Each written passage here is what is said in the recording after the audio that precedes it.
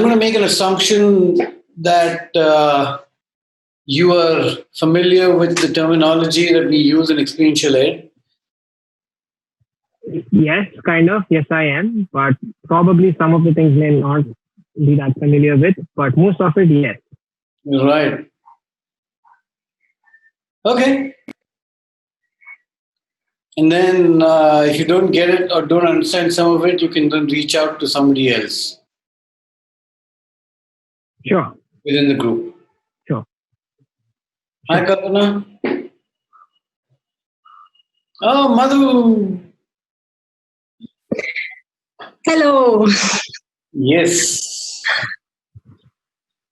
Welcome back. Happy to be back. So, Kalpana, what's your background?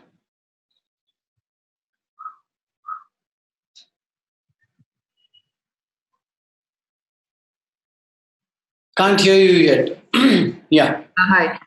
My background is Montessori. Yeah. So I actually run a school by the name Tarapurwala's Montessori in Hyderabad. Hyderabad, Tarapur. Okay. Yeah. So that's my background. I've been, I've worked a lot with children. I think children from 1.5 years onwards to 12 years. Mm-hmm. I'm also a trained Montessorian. Yeah, I have my primary diploma and my elementary Montessori diploma. And I've always wanted to, know what this experiential learning was. I was very keen to know what it was. I heard a lot about it from my friend Moisa. Yeah, she also told me that she really enjoyed learning a lot. And I think they also use these methods in their school at Pebble Creek, if I'm not mistaken. So I was actually looking forward for this opportunity. So you've joined this course instead of the other one, and I'm just hoping that you will be able, that the terminology is going to be new for you. What is this course? Is this not experiential learning course? Is it not introduction to experiential learning? What is this about?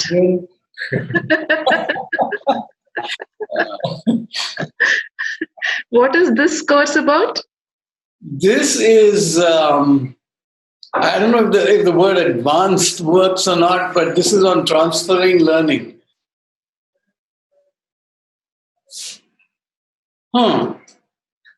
Okay, I get it. Okay, tell you what. Now that you're here, just sit through it and then we'll have a chat. Yeah, sure.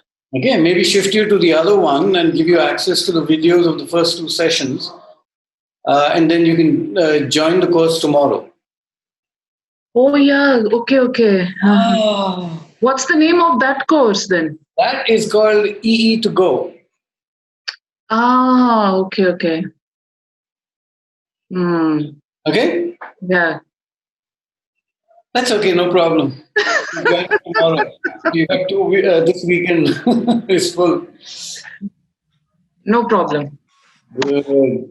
Welcome back, Kadambari, Tanya, Monica, Ruchika Banta. You are not on a corporate training program. Please show me your face. I sent you a message. Oh, okay. Show me your face at least. Let me look at how you look when you're not well. Okay. This is how I look. Oh, man. You're still struggling with it, huh? Yeah, it's just going up and down. I don't know what's happening. No, you should get out more. Don't know. Less rum, more fresh air. I thought I had recovered and again I got fever today. So I'm in a very bad mood. Okay. I won't push you. Thank you. Yeah. Hang in there, lie down. I mean, see if you can put your video on when you're in the breakout room, though. Okay, I'll try. Yeah.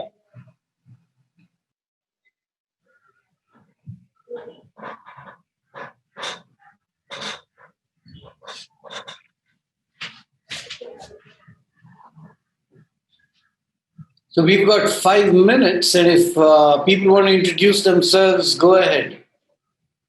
Let's start with Kalpana and her dilemma. Go ahead, Kalpana. What do you want me? Introduce yourself to the group. Yeah. Hello. Hi, everyone. I'm Kalpana. And I'm a Montessorian, as I said. And I was actually looking forward to do the other course, that is experiential learning. But I'm glad that the next 3 hours will be one experience of its kind. I don't know what is coming up. I don't know what this course is about. But still, okay, it's fine. Actually, it's fine. Anything is a learning experience. And we are all human beings, right? So I'm also a human being, and all human beings are in this group, so no problem. No, there's some who are not human beings here, I can assure you that. So Kalpana, when you're done, pass it on to whoever else, and each one then passes it on. Oh, okay. So Madhu, is Madhu the next person? You can decide. Okay, my name is Madhu. I work in a school. So this is my first year as a teacher. So I am very lucky to have gone through the experiential learning course at the right time. So I'm like, I really wanted to learn more because transference is the main motive or main, aspiration of a teacher, to really ensure that whatever values or whatever we are teaching, it gets transferred. So I really wanted to be here and see, what I learn. So I have come with an open mind and heart, just ready to see how it goes. Also mention where you are located. Okay. I stay in Kolar, Karnataka. Pass it on. Kadamri. Hi, Kaddu. Hi, everybody. Vishwas. My name is Kadambari Santosh. So professionally, yes, I'm into learning and development space. And experientially, I've been on this journey from 2017 with Vishwas. And I've done the deep course. I've done the deeper facilitation. I've been some fantastic places with Vishwas, physically and mentally. So I'm here to explore more about how I can take experiential education to myself and to another level. So, Chetan. I can talk. I do call you Chi. Hi, my name is Chetan. I am supposed to be a filmmaker, but I make children's cartoons now, and I help Vishwas with some of the things. Most of the things. And yeah, that's about it. I'll pass it on to. Where are you? I'm in Pune, right next to this guy here. Yeah, and I'm in Bangalore, by the way. Sorry. I'm in Bangalore, Vishwas. Oh, okay. And I shall pass it on to Hitaishi. Hi, I'm Hiteshi. I'm in Delhi now, and I haven't just been attending. I'm literally just here to listen to Vishwas speak for a bit. I haven't heard him in ages. So I did my deep, and now I think it's time to learn a couple new things. So yeah, and I have time before I start my studying. So yeah, that's why I'm here. You're going to study? Yeah. You're going to pick up a book? No. What? Why will I become a book? I wish. But yeah, I'm going to study. Yeah. What I'm going to do another master's now. Huh? I'm going to do another master's. In what? I'm going to become a teacher. I've decided I'm doing master's in teaching. Wow. Nice. I just want more time now. I'm done with 5-day programs. Right. Pass it on, Hiteshi. Also Yep. stay where you are. Delhi, and I'm passing on to Sriram.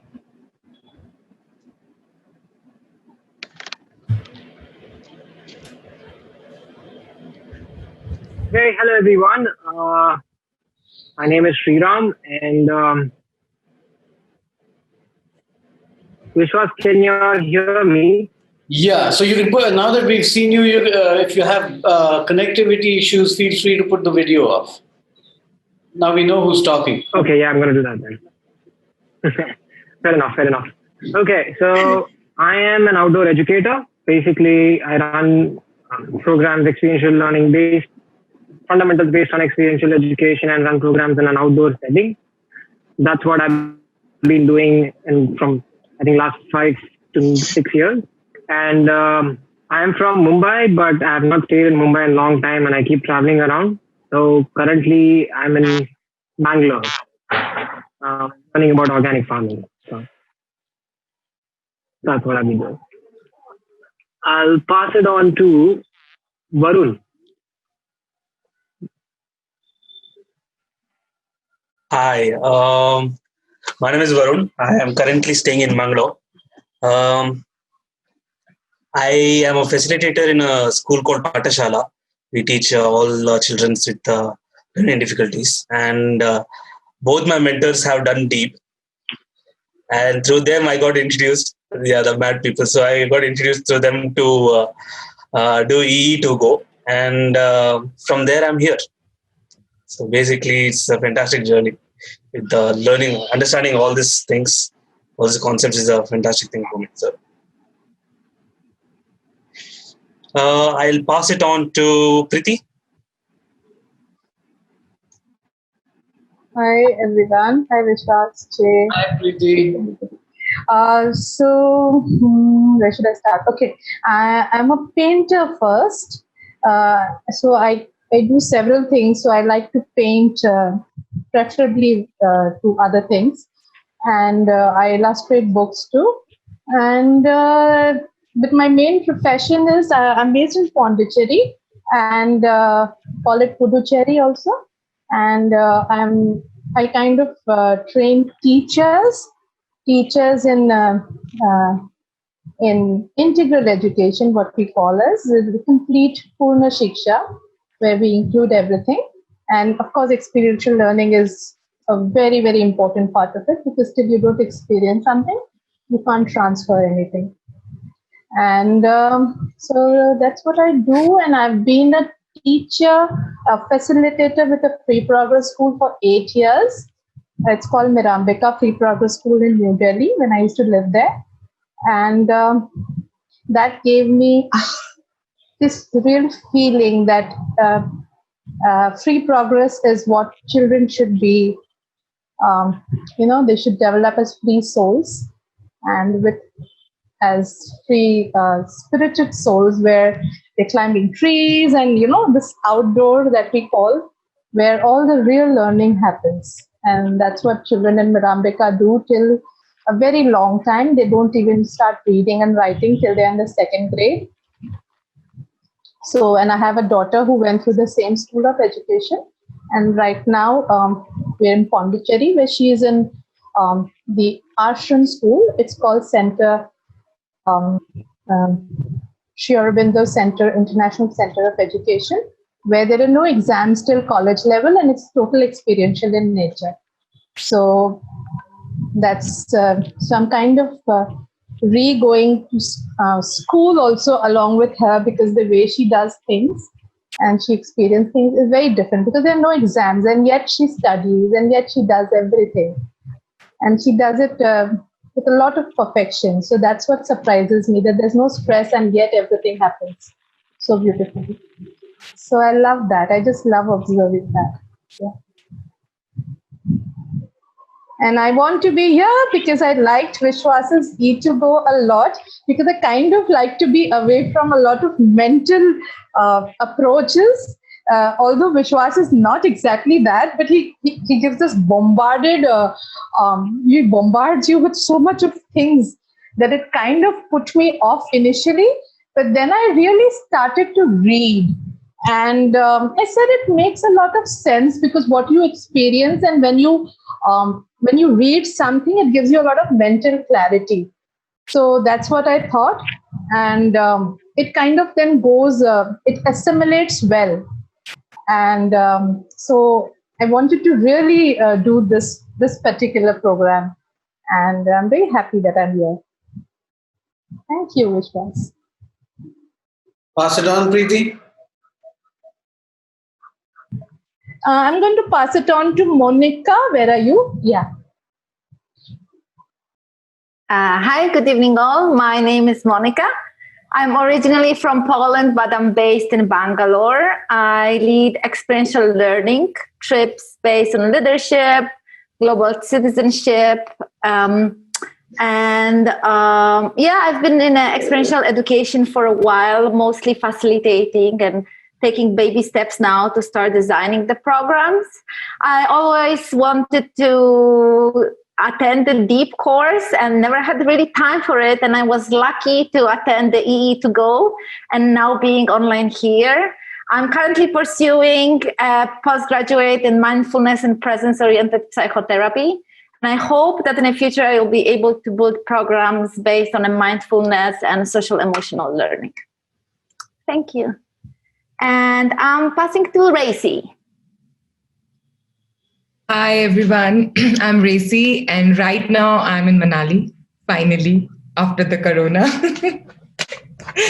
And I am an outdoor educator. Earlier, I was a counselor, then I became a mountaineer, then trek leader, and finally, an outdoor educator where I can collaborate my counseling experiences and my outdoor skills. But still, I was feeling something was lacking. And so when I attended Vishwas's one workshop in Delhi this year, January, I realized that what I was lacking, and I'm here to finally fulfill my soft skills.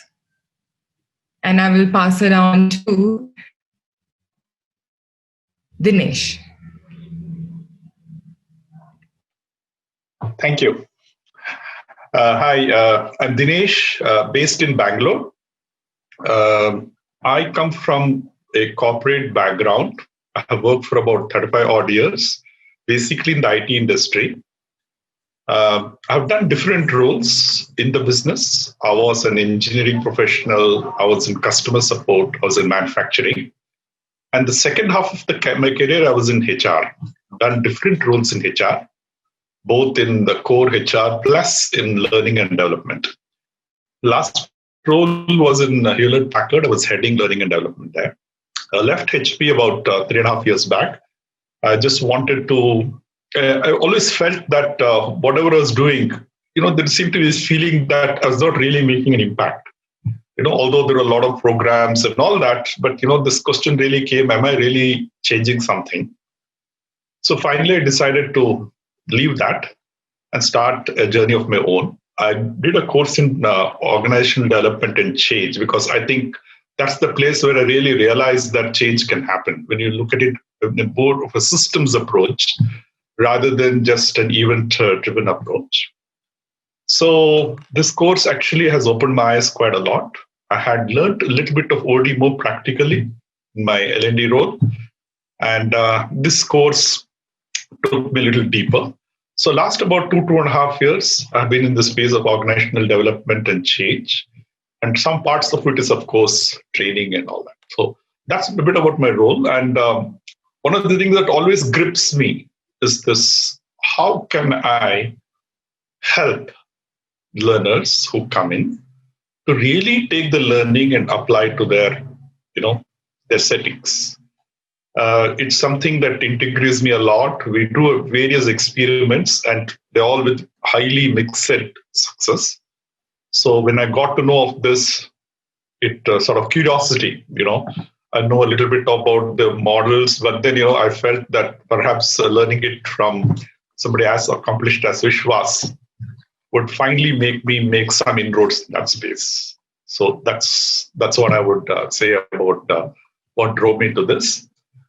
So I need to now call in somebody. I have no idea as to who has been called. So let me just take a wild guess that maybe Dayanath has not been called. So I will just ask Dayanath to come. Thank you, Dinesh. My name is Dayanath. I'm a coach and a facilitator from Hyderabad. I do a variety of stuff, but right now focusing a lot on self-leadership and self-awareness. And I'll talk a little bit in Dakkani, and let's translate it later in English. ये course मैं कई को attend कर रहा हूँ बोले तो मेरे को थोड़ी आदत है लोगों को इधर से उधर पहुंचाने की, यहाँ से वहाँ करने की, तो उसके वास्ते ये अटेंड करो, ये अटेंड करे तो शायद अच्छी तरह से पहुंचा पाऊंगा. So I'm attending this course to sharpen my skills of transference, and I hope that that's an area that is always under improvement. Yeah, thank you.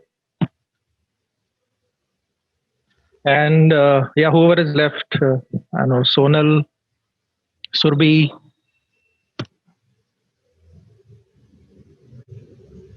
Hi everyone. Good evening. I'm Surbi, and I'm a facilitative trainer for the last 12 years.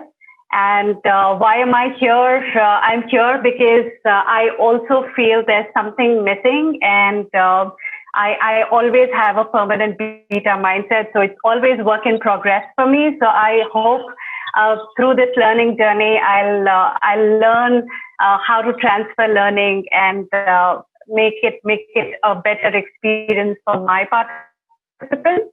I'm from Kota, Rajasthan, and I've been living in Pune for the last 6 years. So I'm a Punekar now, and really excited to be here today. Thank you. Pass it on, Surabhi. Yes, Sonal. I think Sonal is left. So Sonal, why don't you share?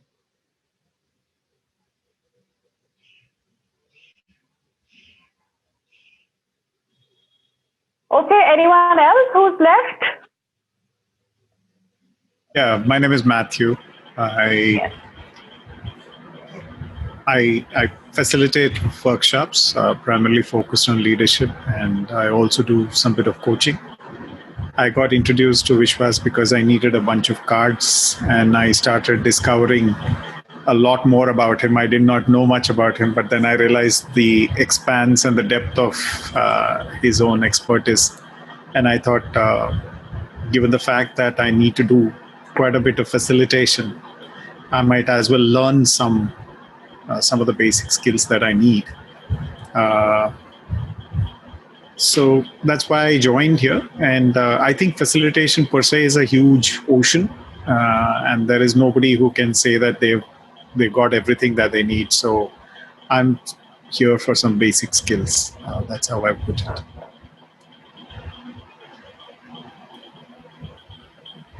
Pass it on. Alvin. Hi, everyone. Excited to be here. I'm from Chennai. My name is Alvin. Vishwas called me out. I work as the Chief Operating Officer for a mid-sized technology company. I'm here because I can tell Dinesh when he spoke, he was a systems thinker. So I would call myself a systems thinker too. And I've always been fascinated by how the training that happens in corporates are happening at a very superficial level, and how the learning is not absorbed at an experiential level. And I was very curious to understand how these experiential education concepts could be applied in a corporate environment.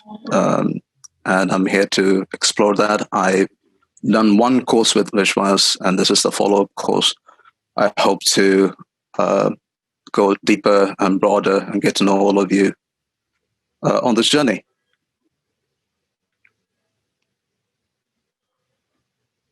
Do I need to call out someone, or is everyone done? Yeah, we've got Rohit, Shashwat still left, and Madhvi, and Ruchika. Do you want to call out one of those names? Yeah, I will call Ruchika, my friend. Of course, I forgot.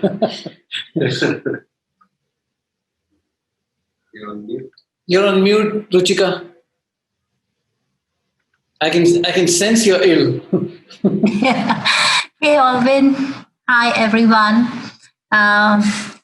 What do I do? Yeah, I work as a facilitator, as a coach, as a talent development consultant. My area of work is primarily corporates. I've been doing this for donkey's years and I'm just wanting to get out of it now. It's just that I'm not finding a way out. Why I'm here is I think I'm part of, I like to attend courses run by Vishwas. I know Vishwas, I think, from 2013. That's the time I had come to Pune from Mumbai. And since then, I've been part of a lot of courses which he conducts. He's been my mentor, my coach. So I do attend a lot of courses otherwise just to decorate my resume. But I think this is one of the courses which I don't attend just to decorate my resume. Whatever Vishwas runs has a lot of meaning for me. So these are not for decoration of resume. Yeah, that's all. Thank you. Next job, Ruchika, Vada Pav Gadi. I really need to do that. Okay, I'll just pass it on. Could you help me with who's not yet shared? Rohit and Madhavi. And okay, Rohit, over to you. Hi, thank you. Hi, Vishwas. Hi, Dayanat Ali is there, who I met in Bangalore some time back. I think Dayanat is there. Hi there. And hi, everybody else. I'm Rohit. I'm based in Bangalore, and I head the learning and development for an edutech startup. We basically teach young children how to code. And the reason I'm here is, again, not just for certificate, but the main reason is Vishwas is running this program, and I've decided I'm going to be a follower of Vishwas wherever he goes. So I think, yeah. And who's next? Anybody left here? Madhvi and Shashwat. And Sonal. Thank you.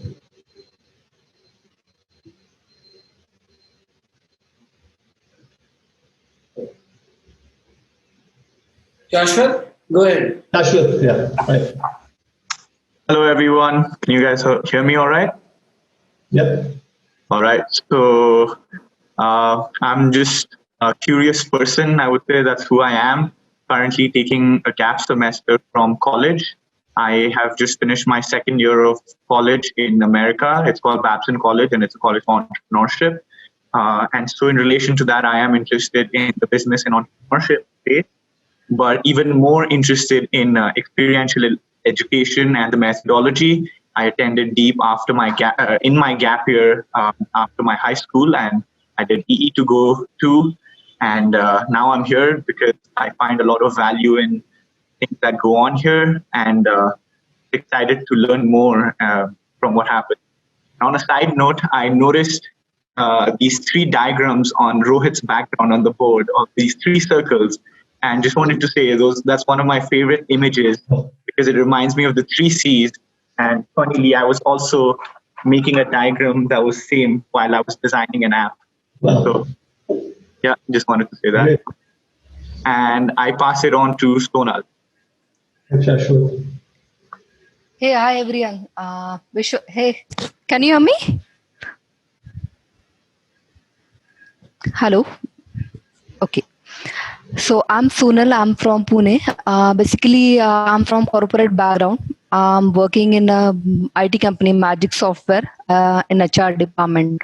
In fact, I got connected with Vishwas for soft skill training for my leaders.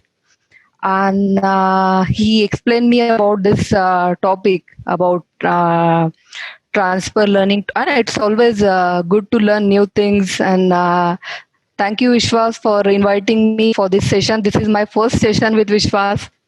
Maybe after this, I'm looking for long-term association with Vishwas. Thanks, Vishwas.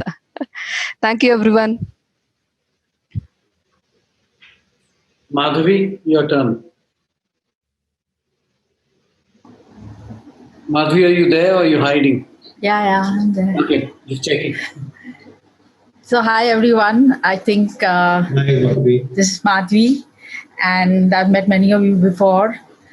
I've been working the last couple of years in curriculum development, and I came to experiential methodology about 4 years ago. And since then, I've been following Vishwas and yeah, working with him. The backbone. She's the backbone of ELI. We have to pass it on to you. Oh, somebody please pass it on to me.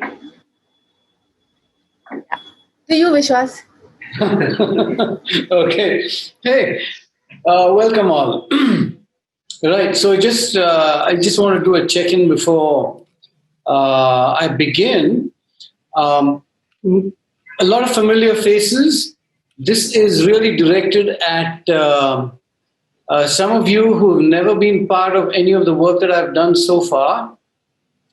Dinesh, Kalpana, Matthew, Sriram, Surbi. Right. And I don't know. I hope you're on the right course. And the reason I ask you this is that this and the other, the EE to Go, which is the introductory course, are priced the same. And and I know you've all paid your fees, and the amount is right. But are you on the right course? So thumbs up from those of you who I just called out. Okay. And the reason I ask you is this. I'm going to make certain assumptions about how much you know. And today's session is I think a lot of it is going to be on, we're going to do a revision of what we've done in class in either deep or E to Go 1 and 2.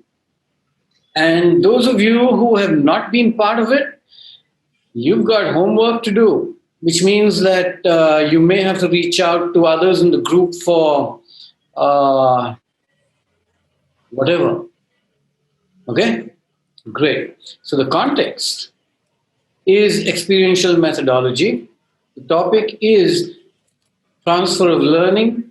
But before we switch to that topic, we're gonna walk through some of the models that are going to be relevant in because we're going to reach out to them when we talk about transfer. So, Niteshi, where's your sister? In E to Go. I know, but if she wants to sit in, it's okay. No, she's in Dubai, so yeah. Oh, she can still fly into Delhi and say hi, Okay. Yeah. Okay. Right. So, the first picture that we always put up, just remember, some of you heard this. You heard those of you who attended the conference in December. You heard it in every session, every hour that Chris ever did, and he kept saying, "We always do things with purpose." So even the image that we choose each time, there's purpose behind it. And each session, I hope it will change depending on where we are in our progress with the topic. Right now, we're on the banks. We're kind of struggling to get that raft into the water. And let's see where it takes us. But initially, as we struggle on the banks on one side, let's just talk about some of the stuff we've covered in deep and the other courses. Those of you who don't know me, is there anything you want to know? You can ask one question, and I'll try and answer to the best of my ability and in as honestly as possible.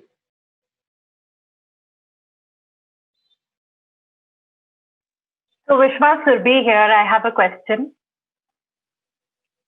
Go ahead. What's your purpose on this journey? Look at all these faces, man. That's my purpose. All right.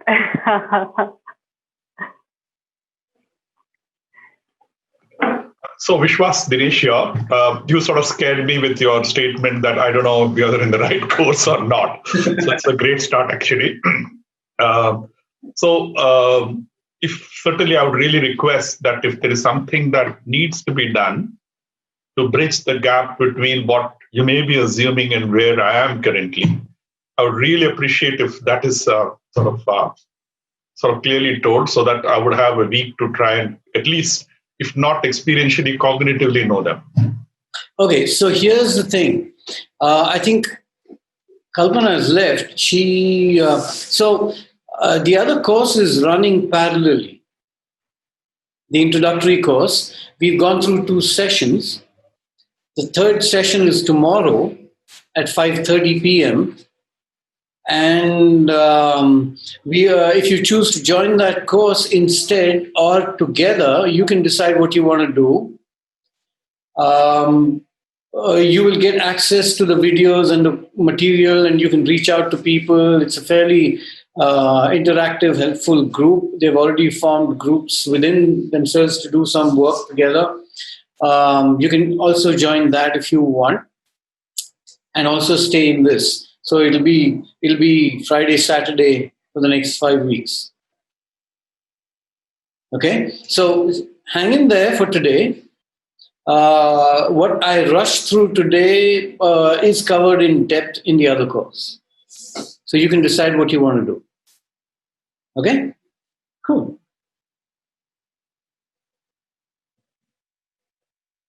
Anybody else with a question?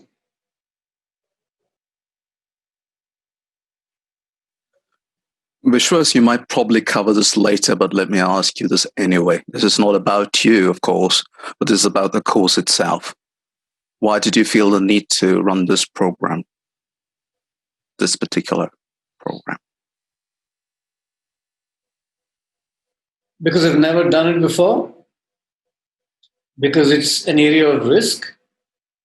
It's also, as I read more and more, I realized that it was probably the most critical piece in what we do. And we have not paid enough attention to it. And I've known it. Let's just say that I've known it. But, even in deep, I never got to that. I talked about it, but I didn't quite cover it. And each time it's like, oh, damn, those 9 weekends are over. And it's over. And I said, I have to do it.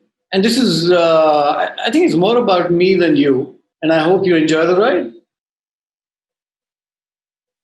I will, for sure. It's certainly a very exciting space. And I'm in the context of teaching it, I'm encountering it for the first time. And I'm enjoying it. And I'm going to bumble along, and you can bumble along with me. We'll discover certainly the parts of it that we will discover together. Last question, if there is one.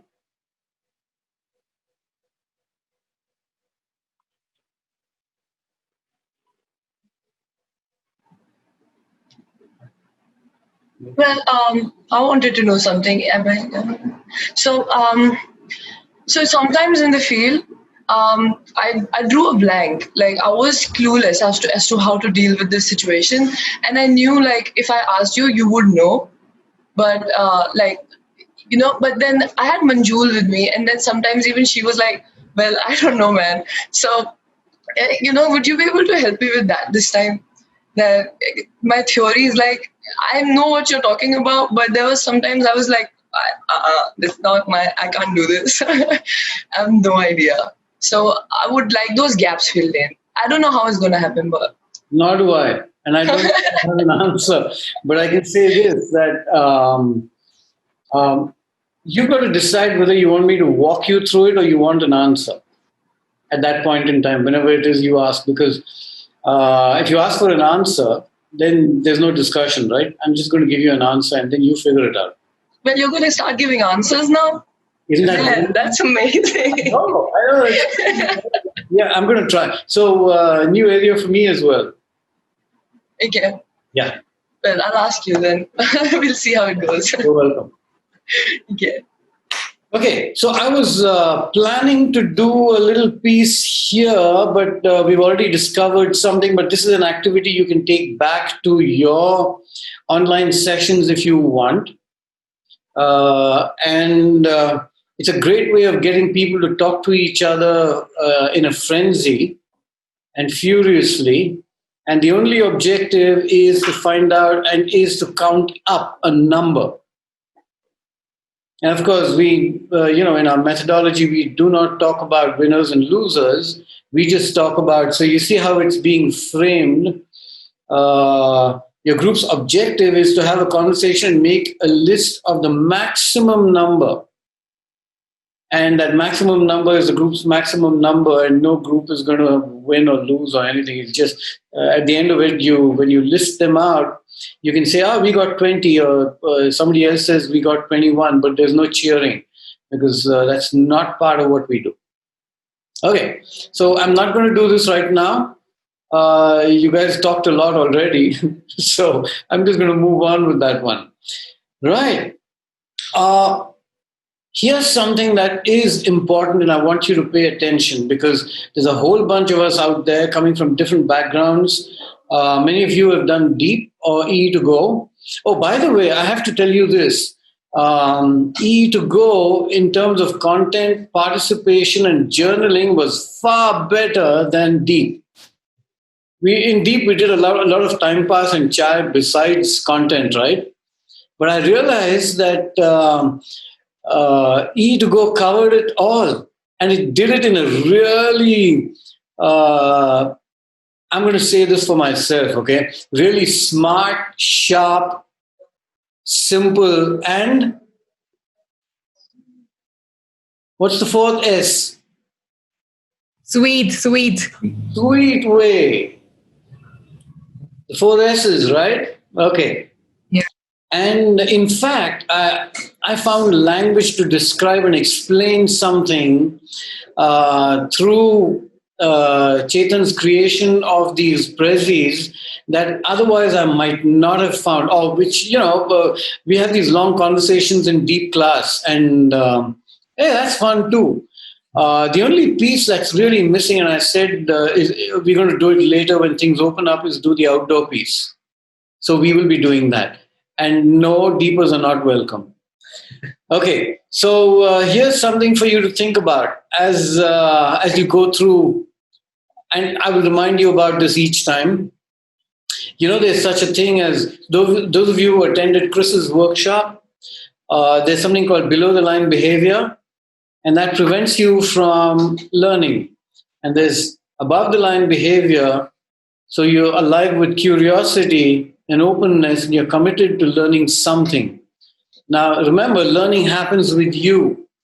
I might say a lot of things, but the learning happens with you, and you're the only one who can affect it. So I have absolutely no control over whether you learn anything or not. I absolve myself of the responsibility. That's my disclaimer.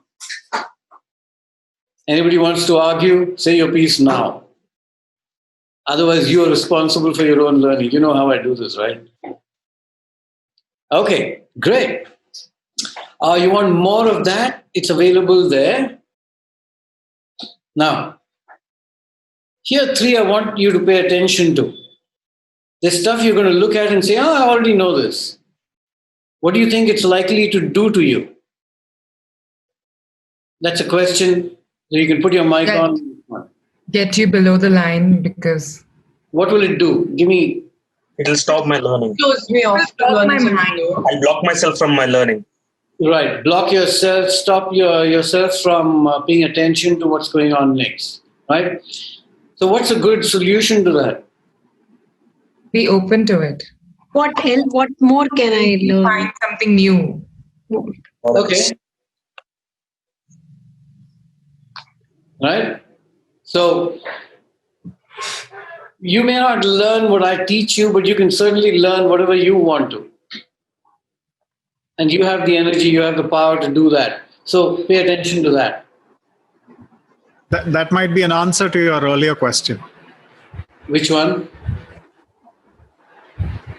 That is an answer to your earlier question. Why? I don't know why some people are in this course. Right? You found your answer, it sounds like, Matthew. That's cool. Okay, so we're all from different backgrounds. We've got corporate, we've got Montessori, we've got other people. And you might say, I might give you a certain example or a story, and you say, hey, that doesn't work for me. And sure, that the way I told it or described it may not work for you, but do pay attention to what you could do for it, and your attention needs to be on how you can make it work for you. Okay? And when you can't, remember, you can always speak up.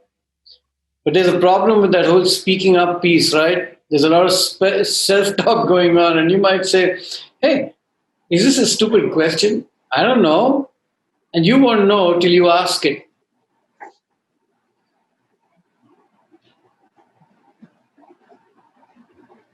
If it's a question to you, it's not stupid. Simple. It's stupid when you have the answer and you ask it anyway. And so when you ask a question, what you want to do is to ask a question to clarify, not confirm. There's a difference. And you can ask, so even if you ask a question for confirmation, then you will either get a yes or a no, but it's still not a stupid question. And just remember that my answers may never be yours, so stay alive to that world of possibility. Okay? And then if you still think it's stupid, you can feel shy and put it in the chat. Okay? Right. That's just something I want to share with you. Stay alive to it. Okay. So, this is familiar to many of us who've been through it. And these are what we call change zones. Where does learning or change really happen? It doesn't happen here, apparently. Although comfort is an area where you feel in control and where you feel safe and it's known territory and you feel confident, learning does not happen here. You can become an expert at something and improve your ability to do something over and over again because you're comfortable with it, so you get better at it. But apparently learning does not happen here. I want to very clearly distinguish two words here, comfort and safe. They're not the same thing. You can be in discomfort and still feel safe. I mean, the whole outdoor experiential industry is really about that. The reason we do what we do is essentially to create a sense of disequilibrium in people's lives so that they're not comfortable anymore, but they're certainly feeling safe. And that sense of feeling safe allows them to experiment. So when we take people out of their comfort zone into unknown territory, the first response is, oh, no, man. It's called a groan. You walk into your classroom and you say, today is going to be a test. And what do you get? Oh, no, ma'am, no, sir. Or you walk into a corporate environment and you say, oh, from tomorrow, there's going to be a change in the environment. And, even in corporates, it's still a groan. It sounds the same. whether it's a children's classroom or a corporate floor. It sounds the same. That's why it's called a groan. So what are the properties of a groan? First response to something that is not familiar. When something is not familiar, there is a perceived risk. So I want to distinguish here between perceived risk and real risk. So in the outdoor industry, real risk would be trying to send somebody down a 100-foot cliff without ropes. But you make it safe by tying them up with 2 or 3 different ropes, and then you say, okay, now here go. Then it becomes perceived risk because they're not going to fall off. In the first scenario, there is a real risk. So we deal in perceived risk, not real risk. The fact that they're in unknown territory and there is risk involved invites anxiety.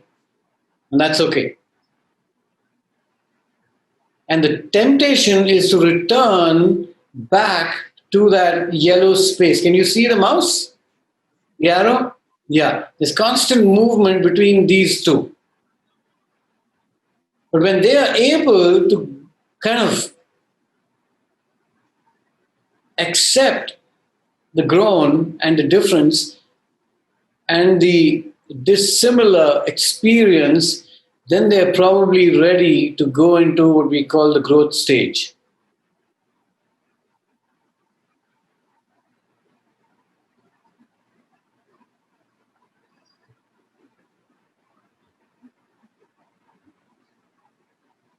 And growth is characterized by all these different words. I'm not going to go into details of each one. If there's something you want to ask me about, feel free.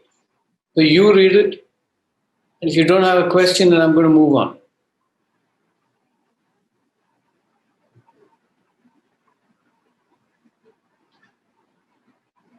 Preeti, you don't have to write all this down. I'm going to give you the slides anyway. I know.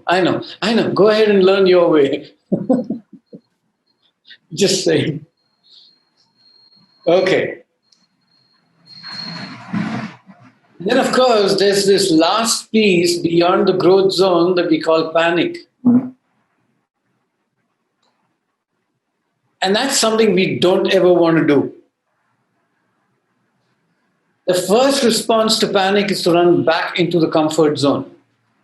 In a corporate environment, when we tell people that you're going to go for a training program and you're going to be assessed and you're going to be measured, and your whatever the skills you learn in the classroom are going to be measured in your relationships and in your work, people often go into that panic zone and they don't want to attend class.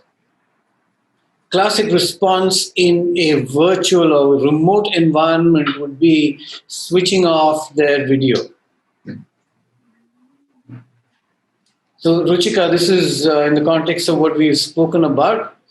And it might be interesting to find out what kind of threat they feel while attending a remote learning program.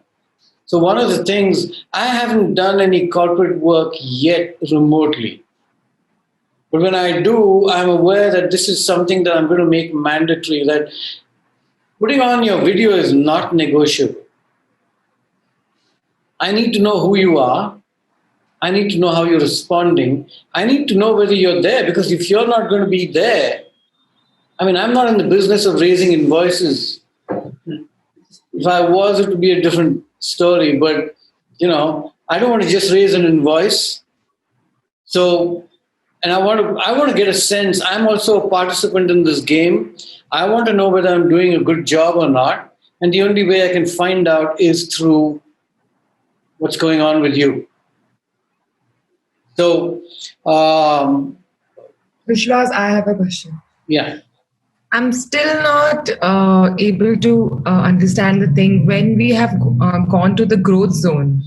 Yeah. If I have willingness and I've found my purpose and I'm curious, so from there, how will I go to panic zone? If I'm already expanding my comfort zone, And so how from there I go to a panic zone? Oh, it's easy. I'll give you an example. Yeah. Let's say you set up a rappel system, okay, and then your participant comes there. They hook into their rope. They hook into your rope, and then you say, "Hey, would you like to try going down by yourself?" And I unhook the safety rope. So here the growth was that the child came till there, the child wanted to rappel down. So that was the growth and willingness to do that. Yes, making a decision that they want to do that.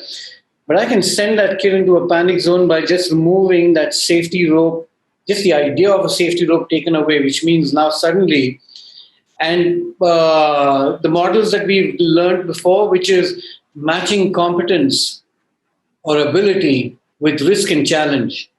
What you suddenly did was raise the risk level without commensurate training in rappelling.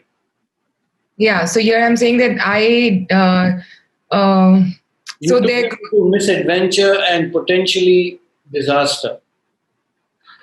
Okay, so when I say growth zone, the growth became their comfort zone somewhere when they show the willingness. No, not necessarily.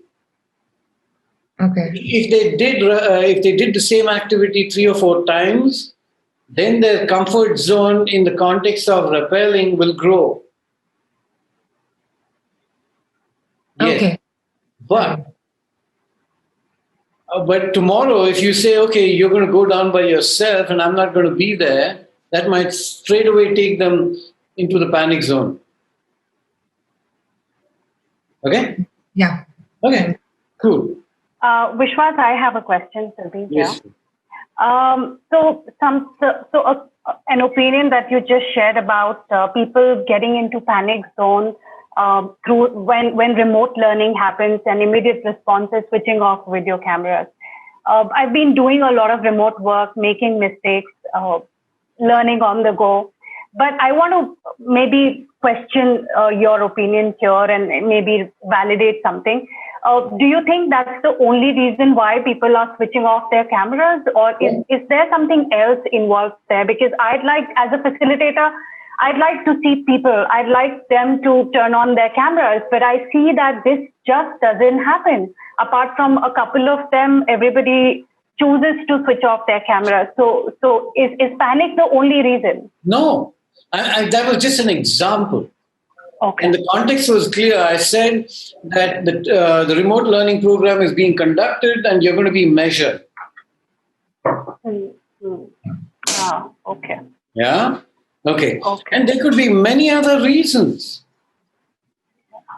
And it may not all be panic. It's the groan. If they don't want to get out of their comfort zone, they may not even want to learn. So the response is going to be the same. The camera will be off. Okay? Got it. Okay. And our job is to really figure out what that is. And unless we do that, we're just going to be transferring knowledge and content and who knows what's happening. And if there's enough people doing that. I mean, you don't need me or any of you. If somebody wants content delivered, just give them a book or a slide deck. Yeah. Maybe they need anybody to talk. But if you want clarification, if you want to build understanding, then it makes sense that we do this. And I don't know if this remote learning is either safer or more threatening now. That's an interesting. Anyway, Yeah. Okay. Yeah. Great. Okay. So, thank you. Yeah. So those of you who are not familiar with this model, go look it up. So in this whole game that we're in facilitation, we land up in the space. There's a whole bunch of questions. Classic conducting reflection questions. What questions shall I ask? So Hitesh, you just, don't ask me this question. Don't ask me which activity to do. No. Don't ask me this.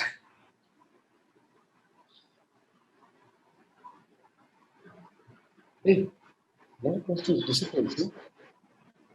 Oh. Okay. There were some other questions, but essentially what we're saying is we're left with a lot of questions. Yeah, I love this. The computer's got a mind of its own, and it's just decided that some questions, okay, they've disappeared anyway. Don't bother. They're there.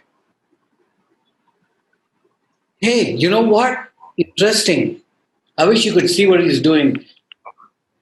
It decided to go from black, which is visible, to white. You want them to see. They put this, those questions, really. Show them what you're doing. I mean, this is like a metaphor, man. And metaphor is a part of what we're doing on this course. And I swear we didn't do this. This is not designed, okay? The text is supposed to be black. The text decided to turn white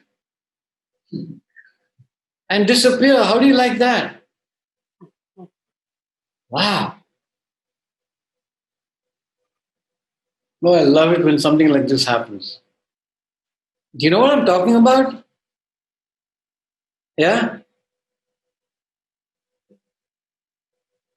See, they appeared. Now, sometimes you got to force them into accepting to put on their cameras.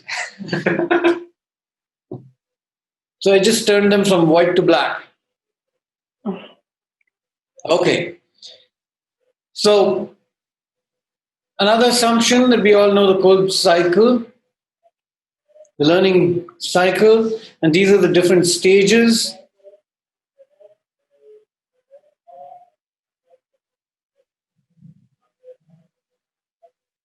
Give them a powerful experience and hopefully something will happen. I don't know, in parenting, I noticed I've done a lot of this stuff with my children. Let them go explore and kind of hang around and watch them and all that, but kind of allowing the experience to speak for itself. So throwing stones, going into, at a beach, going into the water, swimming pool, stuff like that.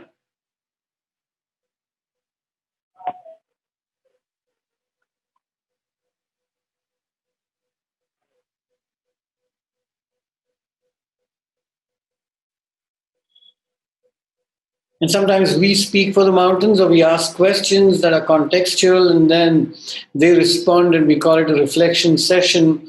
And then we ask different kinds of questions, facts, feelings, findings, future.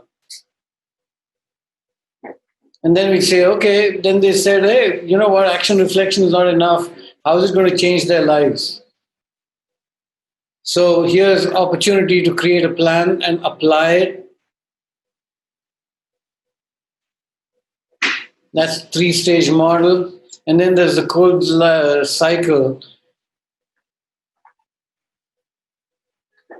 And basically the vertical line, the y-axis, is about how you take in an experience. Are you the kind of person who loves the experience because it feels good? Or do you reach out for an experience because you like to think about it? After an experience, do you think about it? Or do you say, that was such a wonderful experience? And the x-axis represents how you deal with the experience. How do you respond to it? One is receive, the other is respond. Do you respond by thinking about it or doing something about it or responding to it?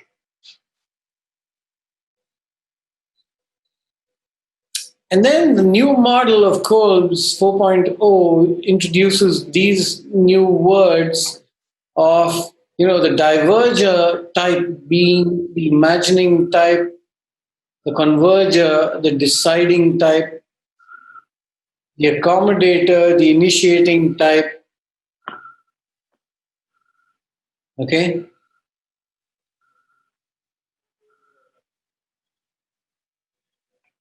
Great. And we also said that while Kolb's offers us insight into the different learning styles, it also offers us an opportunity as educators to look at what we can do in order to present experiences for these various types of learners. So the hands-on approach for the feeling type, the question-answer approach to the reflective type, the go and read a book approach to the assimilating type or the thinking type, and go and find out how it works to the doing type. So we said that experiential learning is by and large the action reflection piece, and experiential education is really when we go through the entire cycle. So and you know what those questions are, right? What, so what, and now what? And the questions, in the context of what, when I did my geography lesson, you can do different approaches. One of the approaches is to, in your relationship with the group. Now, this applies to classrooms, whether they are both corporate as well as children. And if you decide the how to or the get to, they decide the how to, and vice versa. Very often in adult learning, the participants are not given a choice at all. Somebody decides the get to and the trainer decides the how to, and then they're stuck in that room. That's true with teacher training as well. So these were questions, in the context of the geography class that I ran some years ago.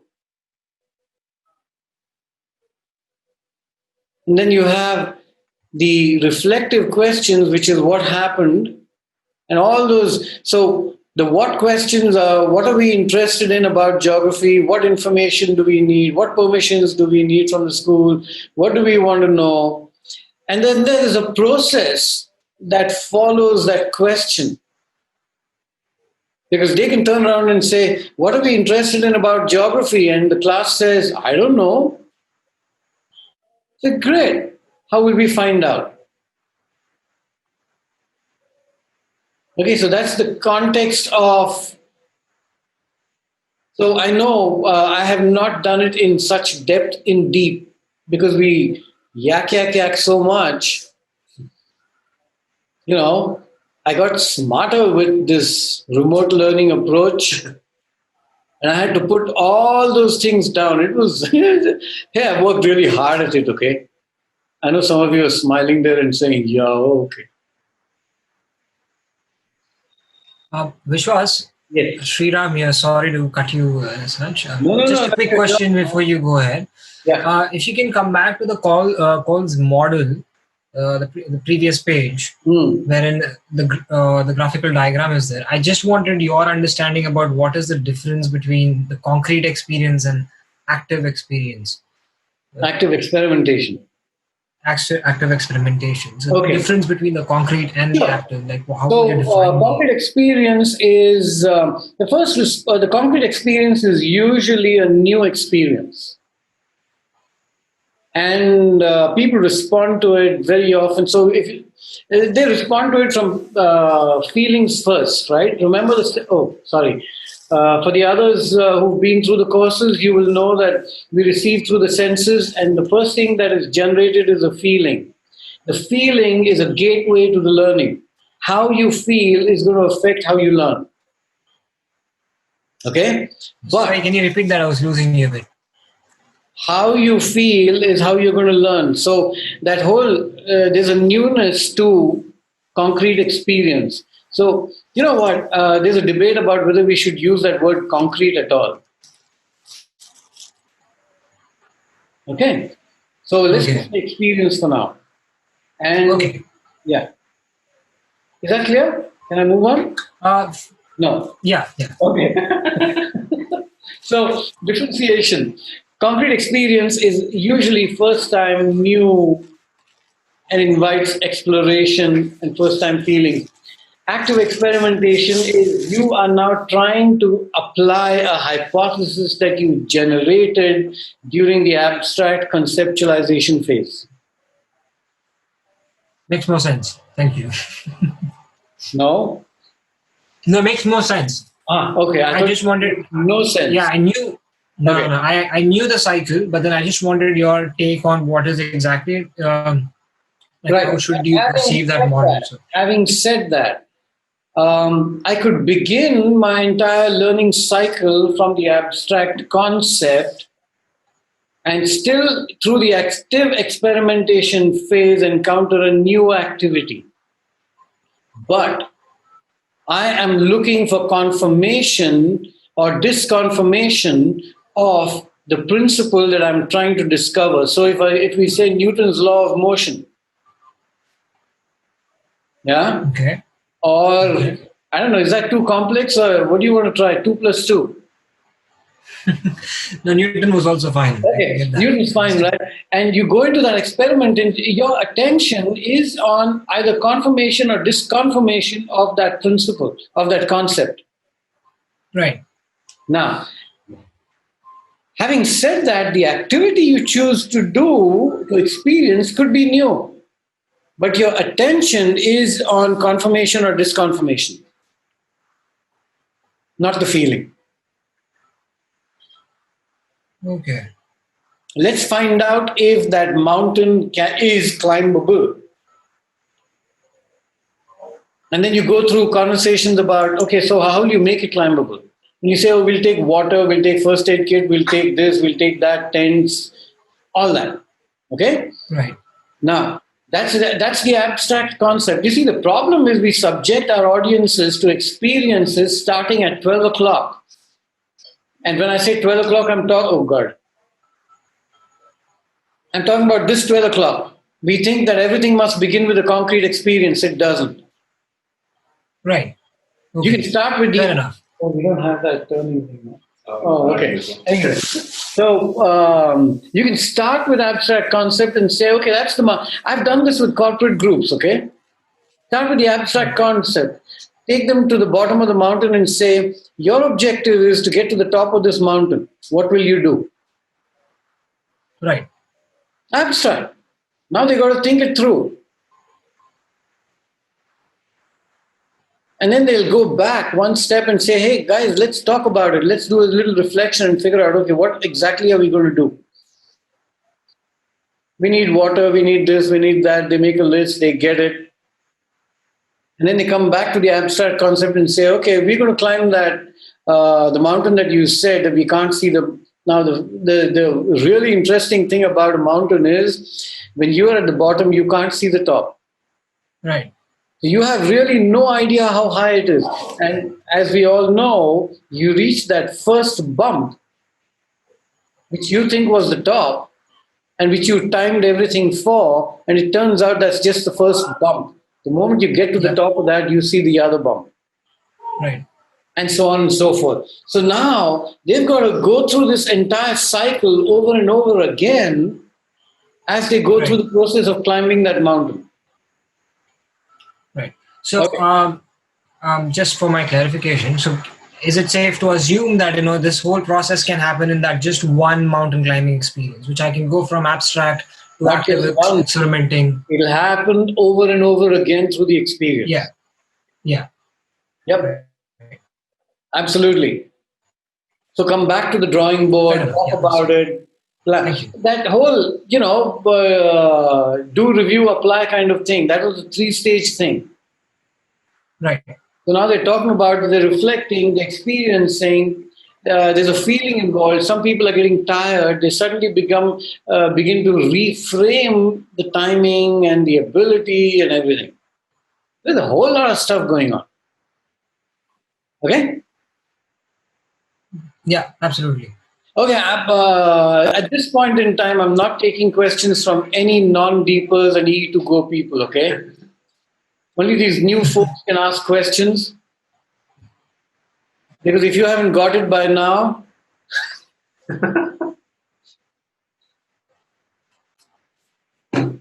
Okay, so we're going through the what, so what, now what cycle, right?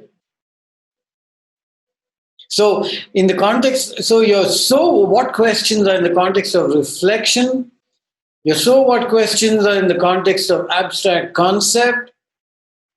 So what if? So what if we learn about this? So what if we can't climb the mountain? Okay? Okay, so we can't climb the mountain, but is it going to help anything else? And how is it going to help? And that's your process question. So you can look at this in your own time in depth and ask yourself more questions. And then you have the now what piece. Okay, now we figured out what that principle is. How are we going to apply it? What shall we do? How will it affect our lives? What does it mean? Where is it applicable? Is it just in the classroom and on the hill, or is there something that we can learn from the mountain experience that we can take to our lives or the workplace? So all that, those connections happen here. Okay, so this is to the non-deepers. Any questions? Surbi here. I like to look at it, read it, go through it, I think, and then I'll have questions. Right now, I'm just trying to process everything. So, all the best. Thank you. Vishwas, I know yes, Matthew. I'm much more of the abstract conceptualizing kind. So, any book that you would recommend? I will be putting in the, so when you, by the way, many of you have not joined Google Classroom and you have not joined Slack. Madhavi, am I right? Yeah. And if you don't, then you don't get information. Got it? You just have to click on that button in that mail. And if you don't want material, I'm cool with it. But if you want reading material in the context of each session, then you have to play my game. Okay? Cool. Matthew, does that answer your question? I will give you stuff, but join that classroom. And you have to download Slack because WhatsApp is a pain. Slack is much better for us. And all our conversations are going to happen there. I do expect this group to do a little more than just attend each weekend. Okay? Advanced doesn't mean advanced only in content. The assumption is advanced in approach as well. And I will take the whip to you if you don't. But you can still decide whether you want to or not. I'm going to do my job. You decide whether you want to do yours. Are we clear? Good. And those of you who feel lost at the end of today's session because we're running through it and you want a better understanding of it, register and join the session tomorrow. I think we have a couple of places open, Madhuri. Yeah, Vishwas, we do. Okay, and we will make the 2 earlier sessions that we've covered, the videos are accessible to you so you can watch them. Okay, let's move on. Now, a little deeper into the whole debrief or the review or the reflective piece. Here's an example of a model that you can use. We are constantly throwing experiences at our audiences or activities or whatever it is you want to call it. And very often we do it unthinkingly. But if you are a thinking practitioner and you are playing with purpose, then what you can do is to try and apply this model. So you throw in some stuff, you review the experience, find out what they remember, and identify the impact of that experience on them. And that you do through the what questions. Okay? So this is another way of looking at what, so what, now what.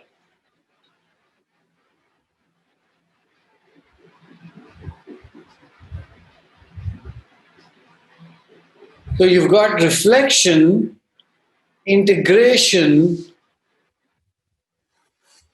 and continuation. Where are they going to take it? Or implementation. You decide which word you like.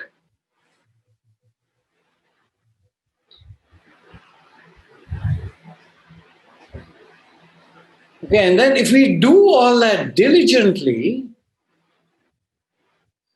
then we create the possibility of change for them. Okay?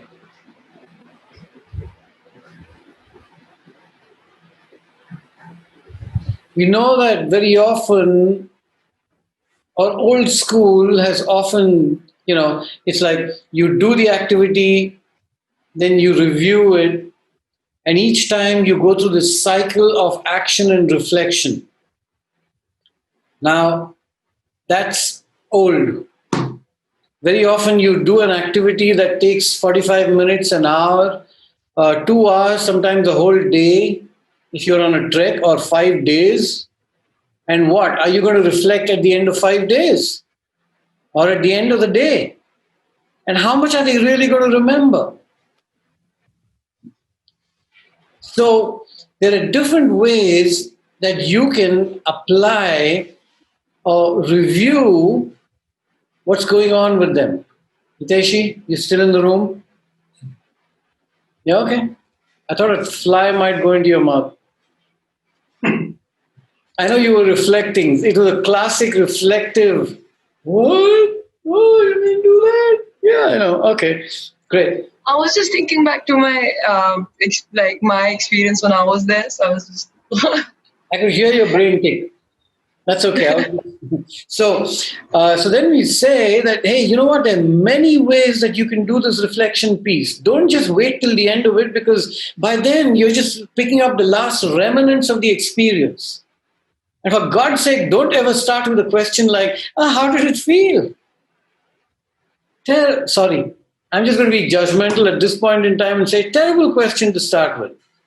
Because you know what they're going to say? Can I ask you the question? Hey, how's it feeling right now? Fine. Good. Yeah. Very nice. Crap, didn't you? Good, fine, okay. How much? What does it tell me as an educator? Zero. Okay? So, don't just, don't wait till the end of it. A lot of facilitators subject an audience or their groups to activities and disappear for a cup of coffee or whatever. And then they come back and say, so what did you learn? And those guys are saying, why the hell should I learn if you've been absent?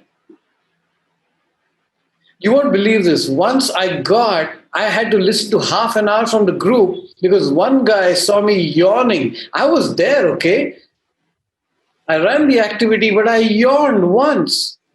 And I almost got killed for it, damn it. So if you think that your participants are really involved and engaged and happy and not paying attention to you, forget it. They're watching you.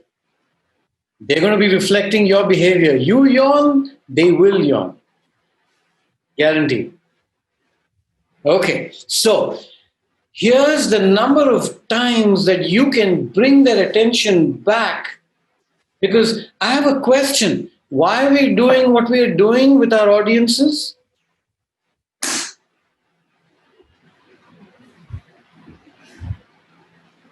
To facilitate them to learn. Who gave you that responsibility? Varun? Yeah. Who gave you that responsibility? You're going to facilitate their learning? Is that why you're doing what you're doing? Yes, Hiteshi. Sorry. Create awareness, I think. That's what we're doing. We're creating awareness. Awareness of a different way of doing things. We're creating awareness. Creating awareness? So what did you just tell them? To learn? I think we also create environment for potential learning. All fail. Sorry, go on. Why do we do what we do? Because my company told me to do. Manali mein hi raho, pahadon mein hi raho. I guess we believe in something and that's why we do what we do. Yeah, but now you're subjecting them to your beliefs. So bringing the change, what they're expecting, to. Okay. So then, are we trying to? So here's my question, Resi. Are we trying to change? Are you trying to change them? No, I cannot change them. What are you doing? Let's just play. I'm triggering them. For what? I am just creating a environment of disequilibrium. One sec, Resi. One sec, Madhu. We are triggering them to new perspectives. Okay. And we are taking them through an experience and see what happens. And then what is the hope? Hope is it will make them change or open up to a new way of looking, or it could be anything. Could be anything, right? Yeah. Great. I would urge you all to go to the aee.org website and look at the definition of what experiential methodology is. It's about 100 words long. Could you repeat that website, Vishwas? AEE, Association for Experiential Education.org. Okay. Thank you. Okay, they have the international conference coming up. It's a virtual remote conference in November. See if you want to attend. Okay, so we said that if we what we really want to do is to create potential for change. And what invites potential for change is creating disequilibrium, which means a gap between what they knew and what they are now experiencing. Got it so far? Okay. And here are the different ways that we can use this. We can front load the experience. Anybody want to go walk me through the rest of it? Yes, Kadambari? Risk it? It's going to be risking, definitely. So, what do I remember of Vishwas? So, front load questions. हाँ पिटाई के लिए ही आई हूँ मैं. Front load questions, interventions. I became blank when you asked me the question. I have that effect. Okay. Reflections. So I have front load, interventions, reflections, and I've forgotten the rest right now. Absolutely. Anybody else want to add to it? क्या मियाँ बोल नहीं रहे हैं आप? क्या बोलना sir? पूछो तो, बच्चा ना पूछो, आप बोलता हूँ.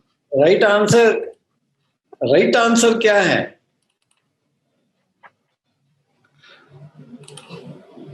I think she covered it. It is like between an experience, you can have an intervention of a question, or at the end of the experience, you can have a question which can also lead to change. There is more to it for sure. Okay. Those squares and triangles are different. If you don't read, you're going to stay where you are. Yes. God bless you. So let me try. Front loading is a lead question which sets the context of what are we getting into. And that could come with asking a question which will bring their attention to that specific How can you make a front load or anything more meaningful? Answer each de diya main.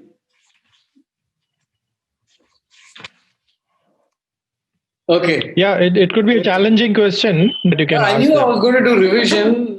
Challenging question, how? वो अपना काम है. Okay. Briefing. Yes, Monica. Wait. Debrief. Everybody else is just very guessing. Hold on, Monica. Brief and debrief. So yes, so for the front-loading question, I think instead of giving the instructions, asking for instructions. Good guess. I think it's I love that. Okay. It's experience and then reflection, then asking what can we do better. Reflection. No. It's experience, like front load activity. What can we do better? And then yeah. So what can we do better? And then redoing it, like the activity again, and then reflection. That's what it is. Like reviewing in the end. Okay. Yeah. There's debrief. Debrief. Okay. So front. Bus. Stop. Guesswork. Are we allowed to answer? Am I allowed to? Yes, Madhvi, please. By the way, Madhvi, show your face. You're part of this course. I just mentioned to that to her. So a front load question is a question which is... You don't have to explain them to me. Tell me the different pieces. Front load. What else? You're not looking at notes by any chance, Huh? Front load question, potential for change, then an experience, then an intervention. There's nothing in between. Intervention. उसके पहले कुछ नहीं है. बीच वाला purple experience के पहले वाला square में एक है. And you know what? Interestingly, it's the most critical piece for this course. Damn it. Reflection. Is the word transference? What's that, transference? No. Reflection. No. Same thing. I literally said this. Okay. Over. Please say you want to risk it. I got it. It's metaphors. Okay, great. She has done this. The correct answer is ding, ding, ding. It's metaphors. You can make an experience more powerful by presenting your activity as a metaphor. You can front load with a metaphor. And then, of course, Bakika, you got kind of right. It's not here, so what takes me? You're looking for it on the screen. I know. I will not give you this. Okay. So look at the potentials for change. Now, I want you have to know this piece because this is the foundation of everything on this course. So what does that mean? It means that everything we do is going to be associated with these three stages. Before the experience itself, and after the experience. For example, let's say you're invited to do a corporate training program and they say, okay, we want team building. And they say that we want them, we're really intentional about getting them to behave like teams at the end of it. And corporates will measure your training and your pricing and your invoicing on ROI, right? Ab bolo, what will you do?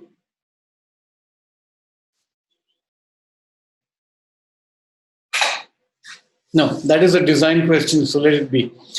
But what we're essentially saying is this, that a lot of organizations will ask for training, but not really think about why and how it's going to translate. Now, team building, I mean, they're already working in a team, but they're delivering. You ask them questions like, are they delivering on time? Yeah, yeah. Are they, is the customer happy? Yeah, yeah. Then why do they need team building? They're already functioning as a team. No, but they have arguments. Okay, so, and very often this idea, I'm just giving you generic examples, okay? We can pick up specific stuff as we go through the course, but generic requirements, we hardly think about these wonderful questions that we will come to hopefully by the end of the day. By the way, how long is this session? What's the right answer? 8:30 or can be more. 2 hours? This was 2 hours? It depends. I think it has just begun, so I don't know what the end time is. Got it. Madhu's got it. So I'm not anxious about finishing this course, okay? I am anxious about... so 2.5 hours is guaranteed. If it takes more time, God is great. I am greater. Okay, so here we go. Here we are.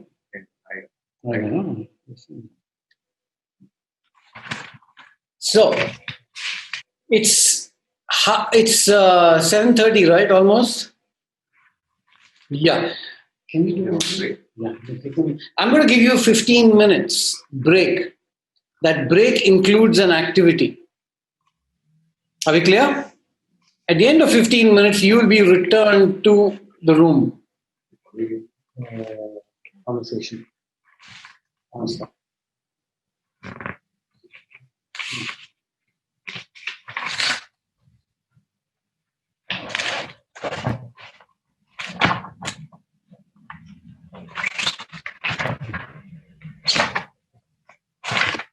Can't hear you. Yeah. So remember, if you have anybody at home to give you coffee, great. If you don't, run, get it. Have to cook. What did I want to say? Yeah. When you do go into your breakout rooms, please do switch on your cameras. Okay? Cool. Ruchika, are you okay?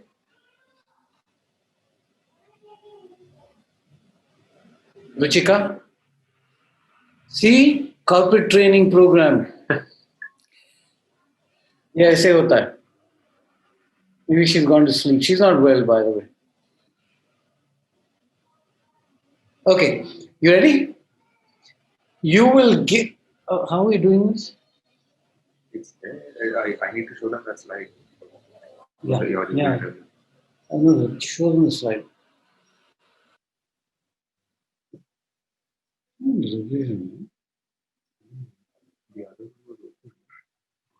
Here. Okay. Can you see it? No.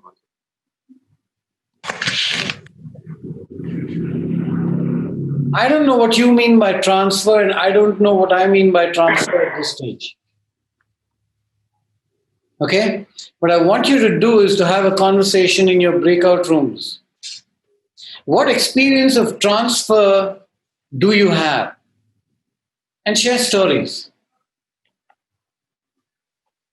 And while you go through that conversation, what elements, can you break up that whole transfer story and say, okay, these are the elements of transfer? Is the question clear? Yes. Yeah? Okay, it's 7:30, 7:45, you can be back. Automatically, you will be brought back in. Okay? Cool. Bye. Wait. Any questions? Me. What? Can I ask, in the break, or it's like I need to elaborate on this front loading thing.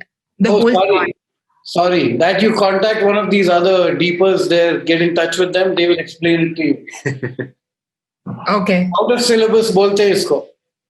Actually, I just want to know that front loading thing, does the goal setting also come in that, or it's just out of that? Some of them will answer. You take this offline after class tomorrow. Yeah, because I am not. I know. I get it. Okay, bye. Vishwas, just 1 second. Technical question. I have never done breakout rooms and stuff like that on Zoom. I'm not that tech savvy, so I don't know how that's going to happen. Can you take me through that, please? Very simple. You don't have to do much. We are going to send you off into a random group. Put your camera on if you can for that period of time. Have your conversation. And then when there's 1 minute left, you'll get something on your screen that says you'll be returned to the main room in 60 seconds. That's all. You don't have to do anything. All right. Simple. You might just have to click OK if it tells you to shift to a room. That's the only thing that you might have. Okay. Sweet. Yeah. Thank you. Thank you so much for that.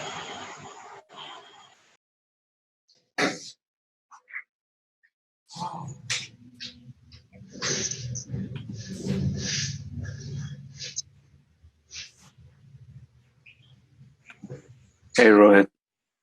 Hey, Alvin. Hey, Sriram. Hey, Shruti. Hey. Hi. Hi, everyone. Hey. Hi, Surbi. Who wants to go first? So what experience of transfer do you have, and share stories? I'm still thinking. So if anybody has an answer, you can start. I can go ahead if you guys don't mind. Okay, sure.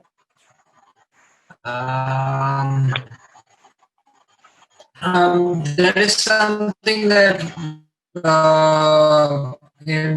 as an outdoor education part of it that we do is called as every program. I've been a part of it wherein transferable skills are technical, which is basically teaching kids technical skills like rope knots and so on. Otherwise, the other things that I have experience of done is things like say leadership qualities or some sort of decision-making skills or how you approach it, empathy. Those are certain things that have been a part as a transferable skills that I've basically done on my programs in general. Can't narrow it down to one specific experience, but I can tell you the list of skills that I've done. But in a gist of it, that's what I've done. Okay. So thank you for sharing that. Our second question is: am I missing something? Yes. So I wanted to ask: do you see any elements? Our second question is: do you see any elements in the way you manage or facilitate the transfer? Are there any common things? Correct me if I'm wrong on the second question, everyone.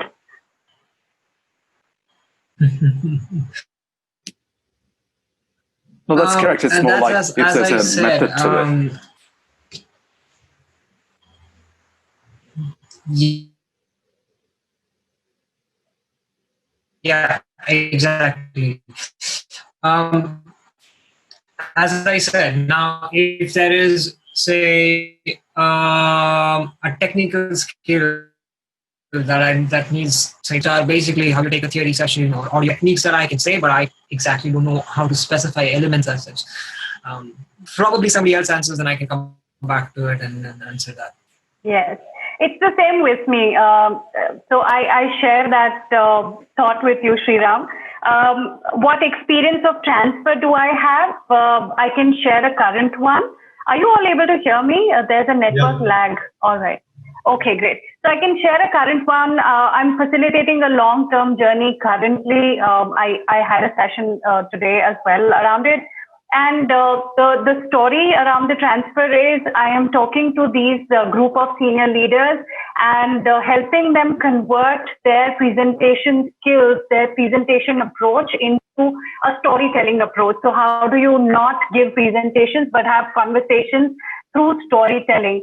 So that's the current piece of work that I'm doing. And like Sriram said, I don't know how to put it into elements. I don't have that language yet. And this is, again, a first kind of an experience for me. But I think some things that are common across all the interventions that I do or the pieces of work I do where transfer of learning needs to happen, it's I resonated with a couple of words in the previous bit that Vishwas shared. It's about focusing on the learning agenda, the topic. Why are we here? What did you just experience? How can you relate it back to work? So that is the only way I can link the dots right now. That's the only language I have. Rohit and Alvin, you can go ahead. I have nothing so far to share because I'm new to this area. All right. Yeah, I by transfer, I'm assuming that it subsumes any form of communication, right? Any context where you are transferring information can be considered transfer. So I'm going to predicate my answers on that. Bulk of my work would be around leadership, motivating people, giving them feedback, and so on and so forth. So what I normally do when I have to give somebody a feedback is I set the context. I do ask them, okay, so do you know why we are here? And I allow the person to think about the context. And they would respond, stating whatever they think is the reason why we are meeting. And then we would deal with the issue, and we would have an exchange about, okay, why I think it's a problem, and why they think it's a problem, or why they think it's not a problem, and so on and so forth. So a dialogue would ensue. And once we've established that there is a problem, what I do is I'm very particular about not solving the problem at the level in which the problem appeared, because the problems never get solved at that level. So I try and go a little deeper. And I ask them, okay, because normally what happens is when I ask people, but why did you not do that? And of course, I'm giving you a very crude paraphrase of what I ask. I normally don't ask, why did you do that? There is a ritual around that question. So yes. And they would say, well, sorry, I did that. From next time, I will not do that, which is a standard response. Right. I'm sorry, but this will never happen. Right. And I would tell them, well, mate, I'm not really interested in that action you did or you did not, but I'm more interested in finding out what may have compelled you to do that. So I try and go a little deeper, sort of ask reflective questions. Could you tell me a few reasons as to why you may have failed to do something or you did things differently? So that would allow them to go a little deeper and then try and possibly come up with reasons as to why they may have done something a particular way. And normally what emerges is it wasn't really about the action at all, but it's more about their mental makeup and many other factors. Like a recent example that I have is a person who was supposed to get back to me, who did not get back to me, and I wanted to understand why they did not get back to me. And they said, oh, they forgot. No, they had this on their minds, but for some reason they did not communicate with me. I said, okay, all right, well, I'm trying to see this from your perspective. Well, do explain, what do you mean? And then one thing led to the other, and they finally said, well, I am like this in real life as well, right? I'm so overwhelmed that I don't know how to prioritize. So it goes a tad deeper, and then I'm able to get an insight into how their minds work. So is this what I've understood is, does coaching comes in your transfer of learning or experiences like these? Do you use coaching? Yes, I do. Okay. So it's mostly around these reflective questions that I ask, which makes a person want to go beyond the action. Yeah, got it. Okay, thank you for sharing that. Yeah. So Rohit, you choose not to? Any story?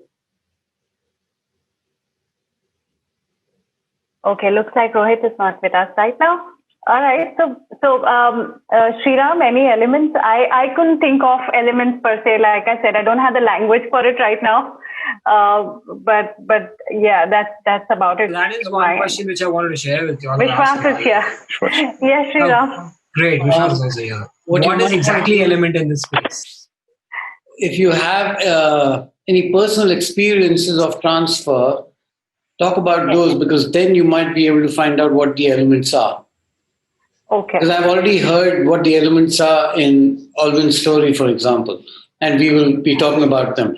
But your personal experience would be useful in trying to dissect it and say, okay, what did I really get from this? Rohit's back, so take it on. All right. So Sriram, you wanted to ask something, right? And then maybe Rohit can share something. You had something?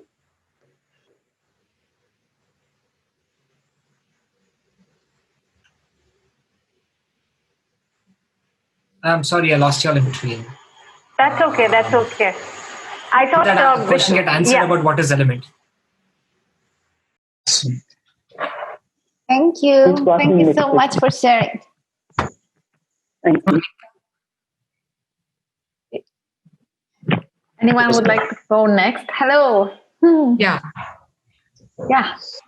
I just explained what happened at Crown.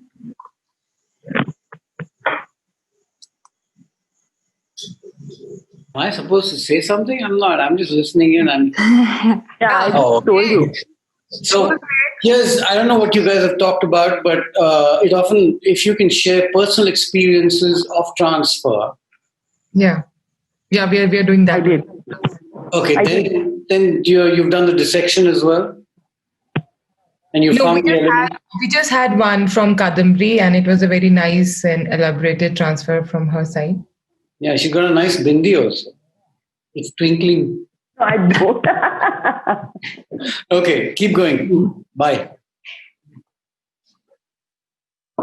Oh, so I'll just go next with my brief transference. So I will say about this. Sorry, Retiman. I might be on and off, but I'm hearing. I just need to prepare something for the dinner. Right. So I just go for a small bit, very brief one. I was working in corporate in Mumbai, my normal life, working 5 days and then partying, the Saturday and Sunday. It was like normal. Then when I went for my very first trek, that was... I was feeling really bad about this. That, my God, this is bad, etc. And I was trying to push myself, but, you can't go beyond a point. And somewhere it struck me that this is something that can happen to anybody in our lives.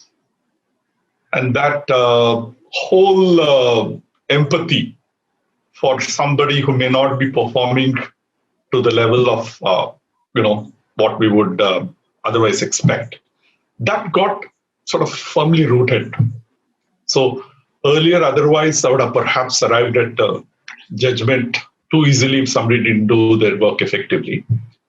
I thought that experience shifted my ability to connect with others and, not really sort of come very quickly to a judgment that, this guy is not effective or not good. So I think that's what really comes out here.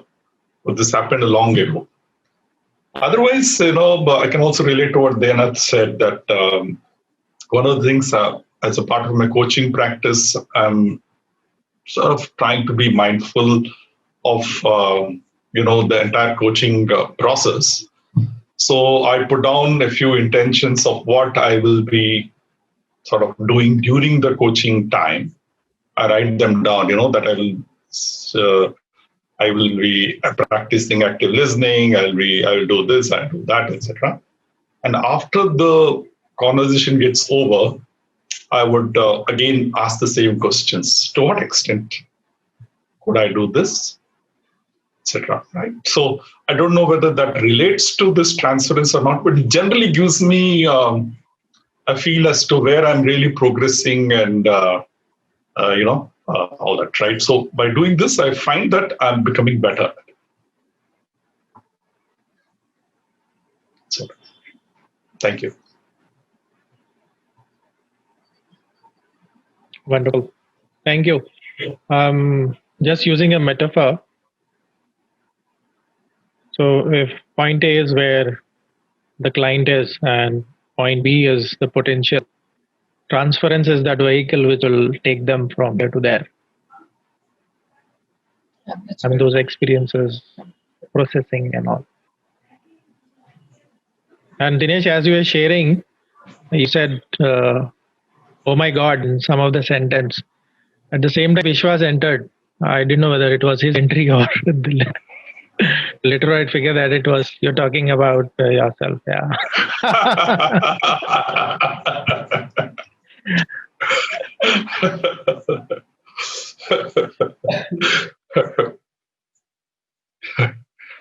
So your time is up, right? Yes. It is looking like that. Shouldn't the 15 minutes from, do you want to close out? Close now. Yeah, I think now it is ending. 1 minute है हकाल दे रहे हैं लोगों को यहाँ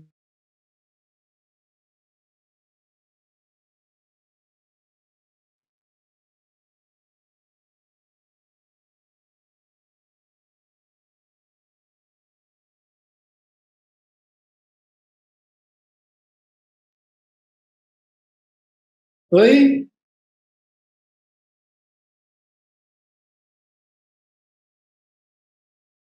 Che?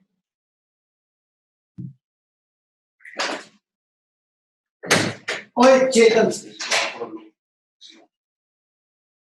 Why did you tell me? Because everybody's disappeared. बंद हो गया क्या? क्या बंद हो गया?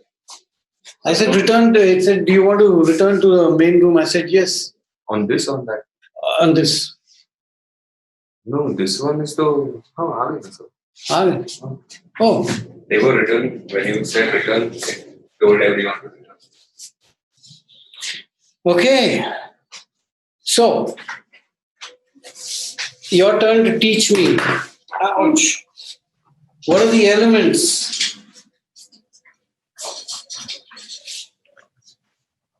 So did you have somebody who was a note taker and a dissector or whatever? Yes, I have taken notes for my group. Okay, what are the elements? Yeah, so for Kadambari, it was getting out of her comfort zone. Okay. And which she thought she won't be in the starting. But after that, when she did, she had a lot of behavior changes experiences, what I have taken note of. She became more changing experiences. Oh, so the experience changed her behavior. She became more patient, as in. And you call right. So then that's very specific. Yeah. Okay. So became patient. Okay, go on.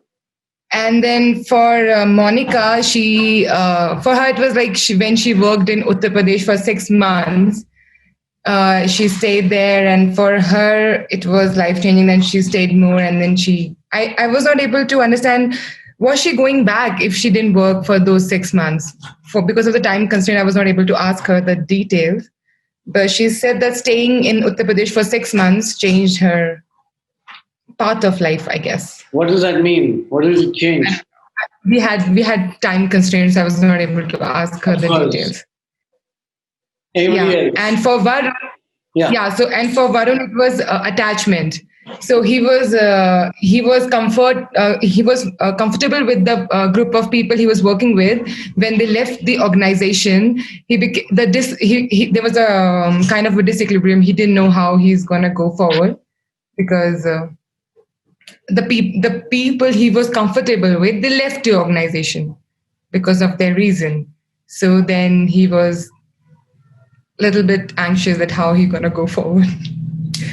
Again, time constraints. Okay.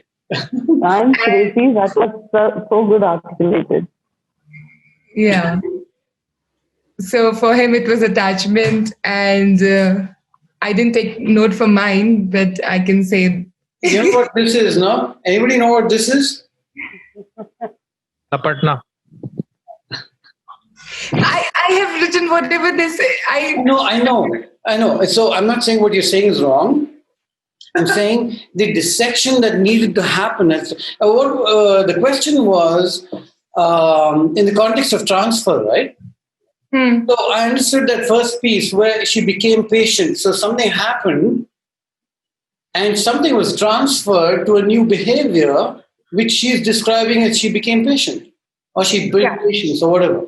Yeah, so for Kadambari, I had a lot of time because Kadambari's experience was very much elaborate. So I had a lot of time to write and take notes on that. Very nice. So let's just say that we'll come to that later. Yeah. Because you're going to keep telling me time isn't enough and it never is. Okay, next. Vishwas, I want to go next, Surbhi. Okay, Surbhi. So I had Sriram, Alvin, and Rohit with me, and we managed 3 stories. So I'll quickly summarize. So yes, Surbhi, one sec. I don't need to know the stories. I just want to know the elements. Yeah. All right. So Alvin shared the snapshot of his conversation with his teammates, and through that we got to know that one of the elements for transfer is asking reflection questions. So when reflection happens, transfer happens. So that's what we happened. I'm sorry. What was the transfer?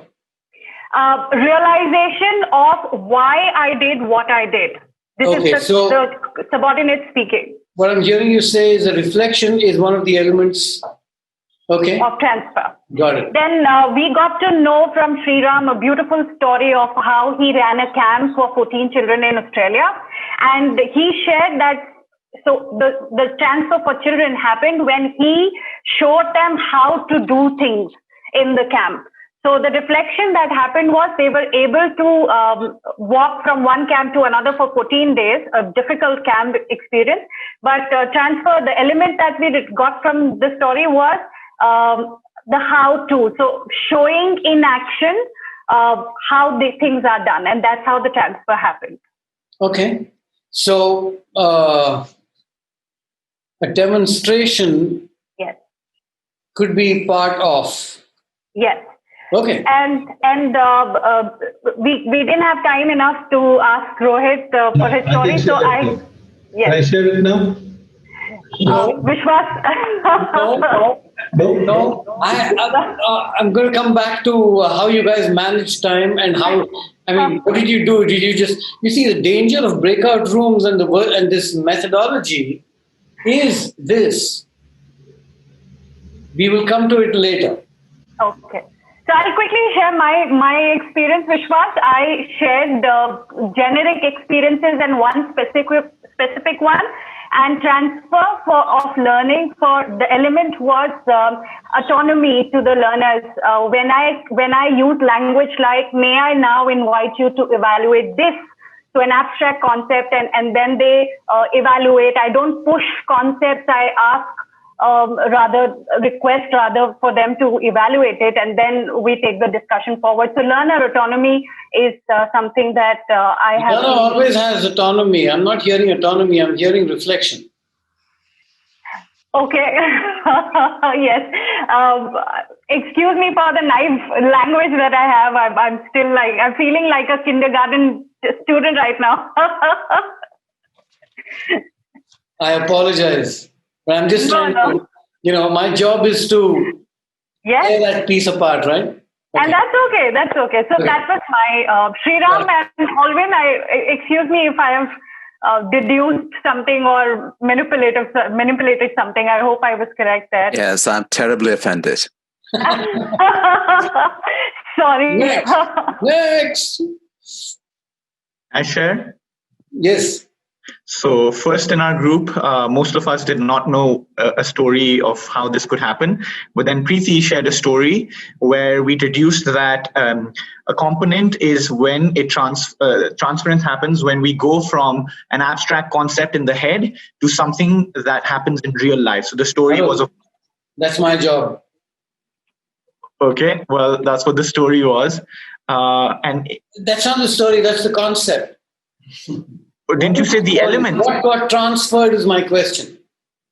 Well, she said that there was a story of a child who was trying to learn about fire, and first it was only in the head, but then they went and actually created fire in real, and that completely changed it for her. And she wrote about the experience. She was really delighted by it. Okay, I get it. Okay, yeah. So that was she taught, she demonstrated, and that skill got transferred. Is that what I'm hearing? I don't know if it was the skill or more of the concept. Building a fire. Yeah, before it was, it's a 4-year-old child. It was only in the head that, people did in the olden days did it. But then when they actually went out and did it, then she knew how it happened. Do it? How did they do it? No. It was a 4th grader, not a 4-year-old. Oh, my bad. 9-year-old child. And we kind of, because she was trying to figure out and she was not happy with all the books that she read. So she was like, I'm like she was a little lost. So I said, Navya, what do you want to do? So she said that, can we really go out? I mean, does all this thing happen in real? All these early men made fire. Can we actually do it? So have you ever done it? So I said, no, I haven't, Navya. So can we go and explore it? I'm ready to go outdoors with you and let's explore it. We had a grove in the school with lots of trees. So we went there and we explored. We started doing all those things in the pictures that we saw. We started rubbing sticks and we did that, but we saw it was very difficult because all the sticks were nothing was happening. They were very wet. And so then we discovered that maybe the dry sticks do it. And it was so difficult to find dry sticks. So then we went over to stones. And then we found this big boulder and we kind of took another smaller stone and then we started rubbing. And then after maybe half an hour, we saw some smoke. So, and a little blue ignite, kind of a little. And that we squealed, we kind of jumped. And that's the whole experience. It was like an aha moment for both of us. That's it? Yeah. Okay, got it. Cool. So, share. Yes, Madhvi. So the elements that I kind of looked at for transfer was feelings. Feelings being transferred from one experience to the other. Example? Feeling of helplessness. Okay. Feeling of okay. Another element transferred was self-assessment. Helplessness felt in one situation being transferred to another one? Yeah. With not necessarily the same situation, but the helplessness gets transferred? Yeah. Got it. Okay. Self-assessment, self-awareness. Self-awareness?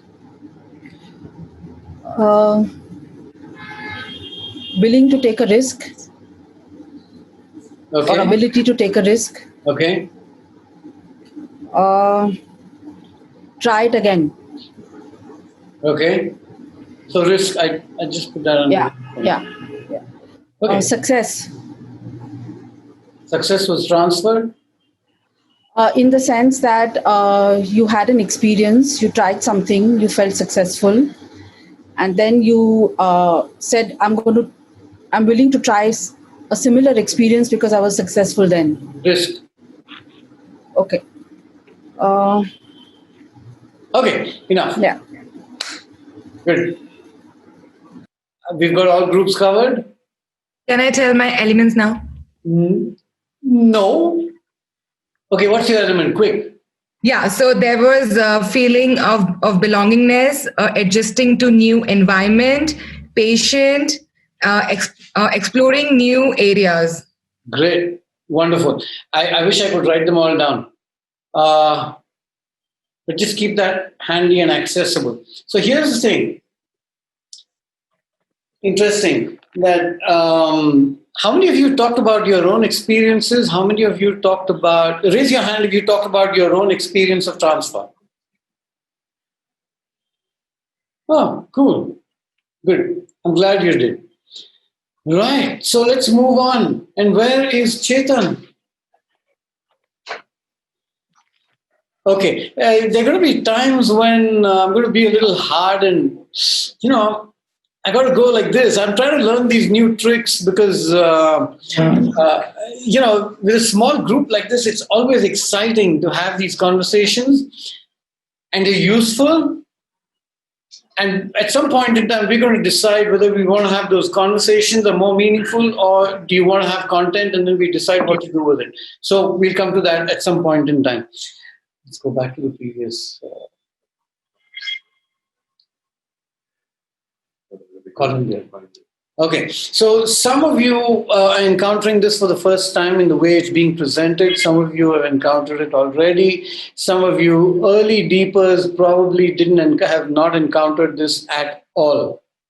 Okay, so you may be, raise your hand if you're aware of Colin Beard's 6 dimensions.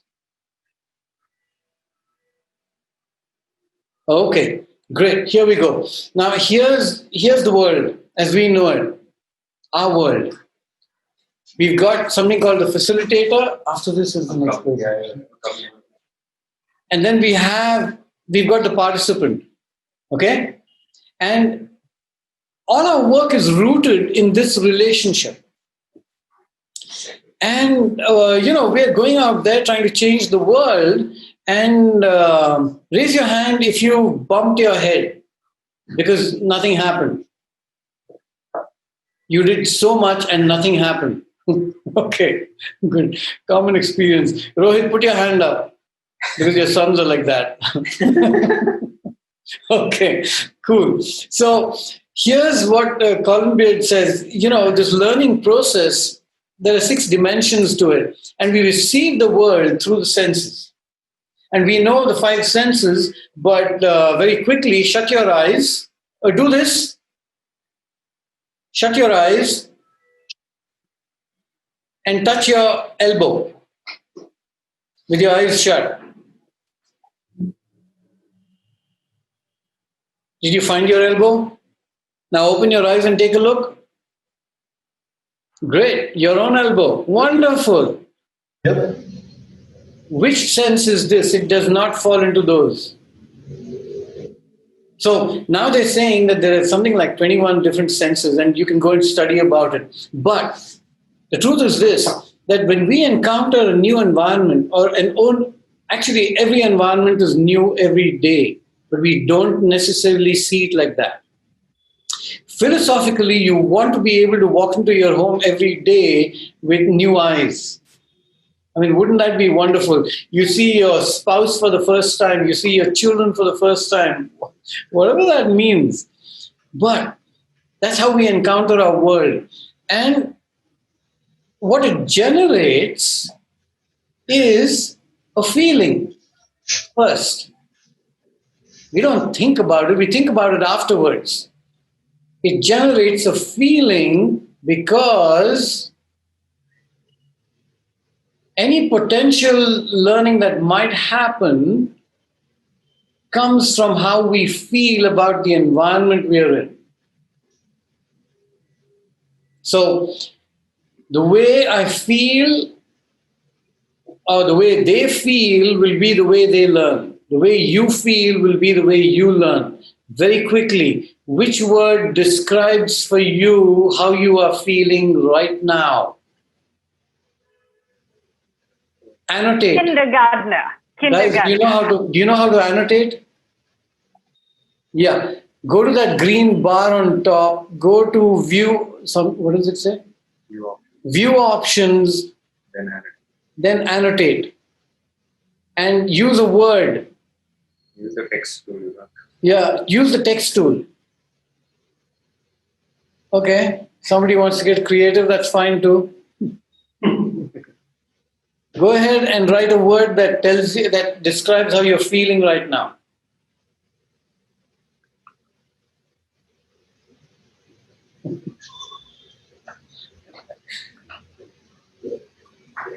Anybody struggling with the annotate tool? Spaced out, rushed, unfulfilled. Damn it, curious. What's under curious? Curious. Desperate. Damn. Okay. A lot of you are right now feeling like you're not going to be able to learn much. Very quickly. What are you feeling rushed about?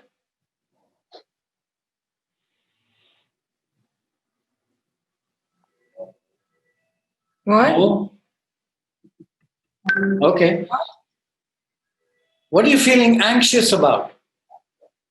I am not able to be at par, I guess, right now. Yeah, well, that's a given. You'll never be. Get used to it. Yeah, so I'm just trying to cope up. Cool. So are you in the are you in panic or are you in growth? I'm in groan right now. Grown, that's fine. Yeah.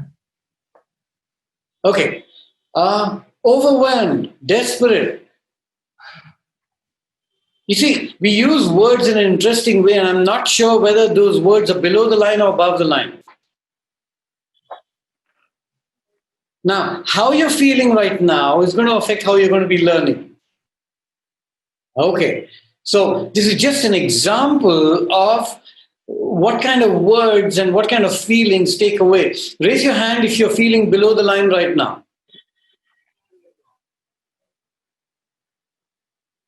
Okay. Very quickly, Shashwat, why?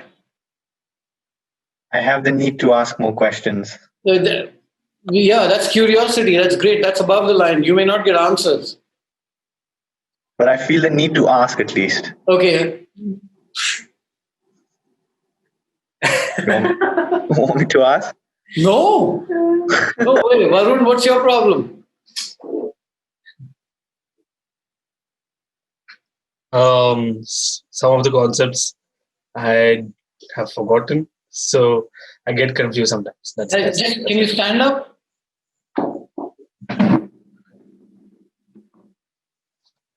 Right, now, once you stood up, kick yourself.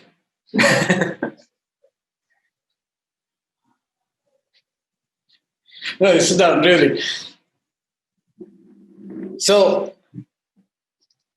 we can't learn about transfer. This is not a session on reflection and all this stuff. This is just, we're catching up. For God's sake, get back to what you learned. Go back to the video. You've watched it. You've seen me. We've talked about it in detail. Go back and do your stuff. That's the opportunity you have for the next 1 week. Okay? Cool. So, emotions are the gateway to learning. How you're feeling is how you're going to learn. We need to find a way of finding out how our participants are feeling before we begin the learning process. Critical. And they will tell you in different ways. We've got to do our tricks to find out. Okay? So, the other piece is that, okay, so once people are feeling like there's no threat, then they will probably begin to move towards the thinking piece. Otherwise, they're going to be playing the fight and flight response because they're feeling threatened. Anybody feel threatened, like you're feeling threatened right now? I can understand feeling threatened because of the content and the speed currently, and the fact that I'm not answering questions right now. Anything else? Am I doing anything that's threatening you? No. Okay. I can be a bully sometimes, but my bullying will be by and large around, hey, please go read, because otherwise you're going to be lost. And one of the reasons I never got to transfer of learning in deep is because we could not finish the fundamentals before we got to that. And I think that understanding transfer is that next step. Okay, so here's the inner world of that participant. They're feeling, they're thinking, and they're all doing whatever they're doing in order to become or be somebody. Remember that. So building a sense of community is critical to the learning process. What have we done today to build this as a community?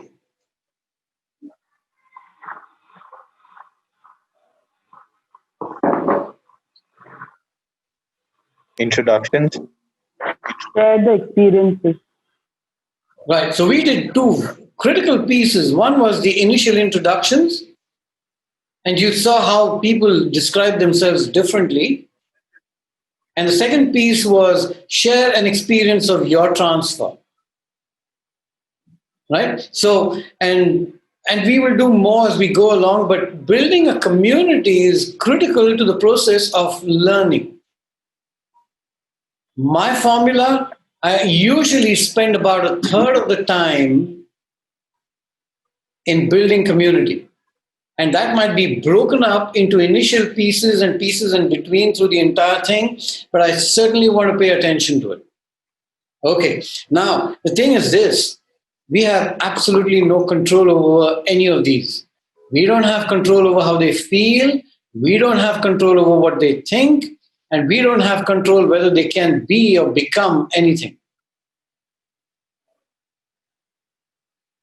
So what do we have control over?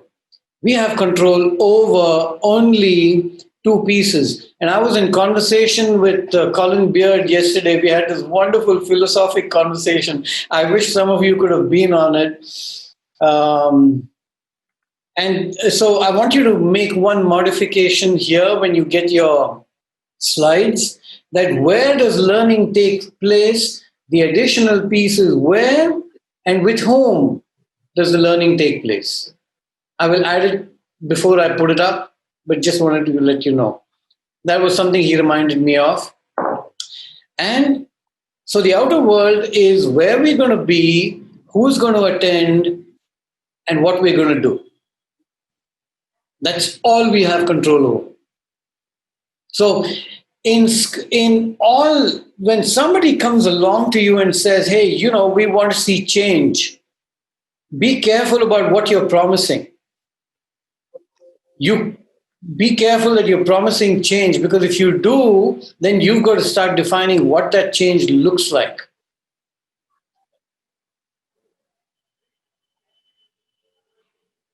And my favorite thing is, all these great people came and went, but the world hasn't changed much. And I don't know if I can change your people in the next 2 hours. I'm going to do my damnedest. I'm going to do my best. But I will not guarantee it, because I can only have control over that external environment. I have absolutely no control over the internal environment. Even right now, I have no control over how you're feeling. Vishwas, one question. So your belonging, I understand doing. So your doing is my doing or the participants doing in the activity? Outer world, down, belonging and doing. Oh. Which is in my control. The activity you're doing. How you run that activity, how you give the brief, how you get them to, all that. Mine. It's now the participant will participate or not. It is not in my control. Correct. Absolutely right. So you can invite them, you can impel them, you can do what you want, you can push them up and down the mountain. That's all you have control over. You have no control over whether they will learn anything from it. Okay? Vishwas.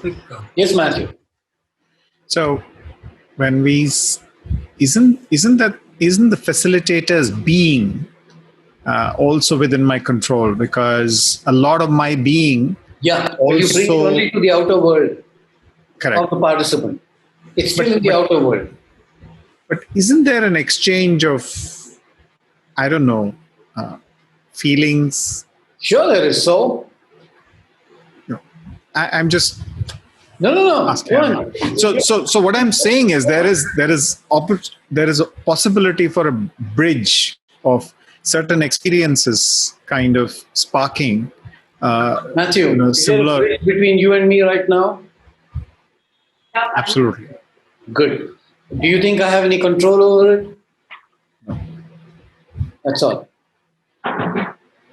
But let me tell you one thing. Your being has an impact on a lot of things that are going on inside me. Matthew, right? Join the course tomorrow. All that is covered there. In fact, the original slide here that head of the facilitator has a whole bunch of things.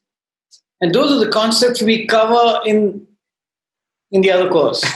I'm just going to make an assumption here. Those who've done deep know about it.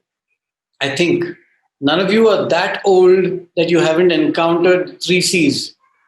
Anybody here? Deep? No. You're all post 3C concept. Yeah? This was one. Yeah, somebody is saying something.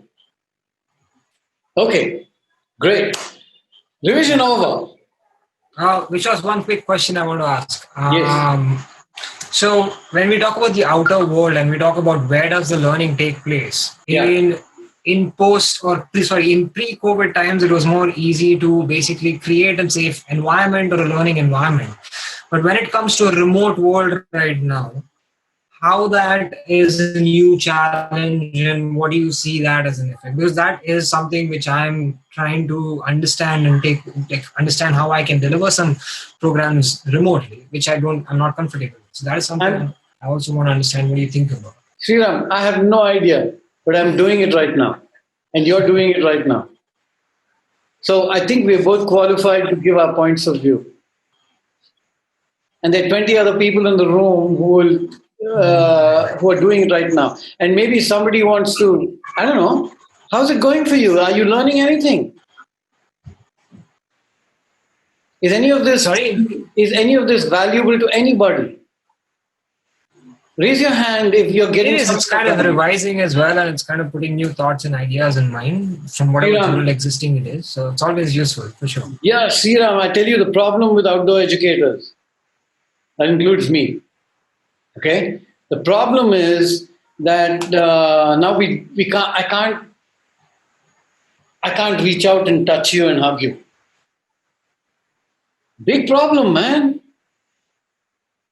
That connection that we've been so used to is gone. And we've got to find new ways of doing it. And God knows I put in 3 days of effort into each presentation.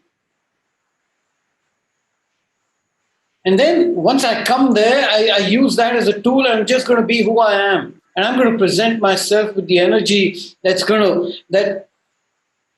I don't know, my intention is to beat you up with my energy. Because you've got a week to get over it. And that's as much as I can do. And that's my remote hug. That's my virtual hug. And I will give it all I can. I will shock the hell out of you. I'll shake you up conceptually. I will talk about my stories so I can put myself out there vulnerably. I don't know, there's a whole bunch of things, man. But we may not be looking at the same sky, that's all. I need one confirmation. You got it. Oh, the 3 C's are conditioning, conduct, and consciousness. Correct. Okay. You pass. Yeah. Okay. So can we move to transfer now? Or shall we do it? No, I'm going to. Okay, here's the deal. I'm going to start. I'm going to give you the basic piece. I'm going to run through a lot of slides as irrelevant at this stage and we'll pick them up later. And I'm going to give you material to read and you better read it and come for the next session. Anybody got a problem with that? See how I do Dadagiri? But I love you guys, man. That's why I'm doing it. And if you don't, that's fine. But then don't blame me for feeling lost. Are we clear? Speak your truth now or forever stay silent or whatever they say during weddings. Or hold your peace. Okay, here we go.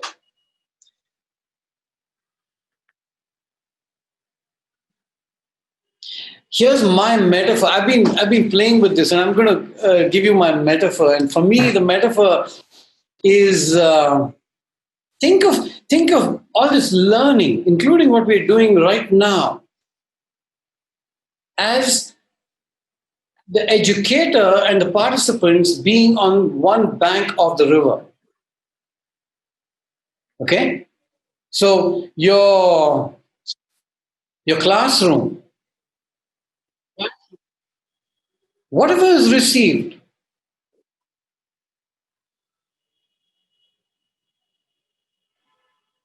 on one bank. Now, you're on that one bank right now. And the whole intention of this is that you can take it somewhere. Now, if one bank, the left bank, is it the left bank for you too? Yeah, it should be. Yeah. If the left bank of that river represents the place where you receive,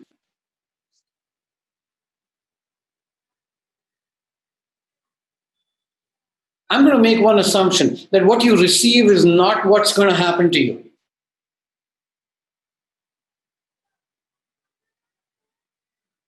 I didn't get it.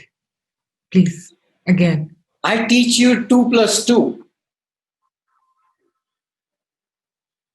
But that may not happen to you. And then I'm your parent and I tell you, hey, Rishi, here's 4 rupees. Go and buy 10 sweets. What will you do? 2 plus 2? Sorry? I don't know, like by 4 rupees, how I'm going to buy 10 sweets? You don't know? You see, transfer didn't happen. You're still on the same bank because you're looking at 2 plus 2. Yeah. Transfer didn't happen. Wow. Got it. I could not have planned this. This is exactly the problem. We can conduct sessions on communication and leadership and blah, blah, blah. And, I can throw stuff at you or transfer for that matter or experiential ed, and it may not happen. Now, here's the thing. Does that mean it won't happen? Probably not. But it won't happen today. And it won't happen when I give you 4 rupees and ask you to buy 10 sweets. Right?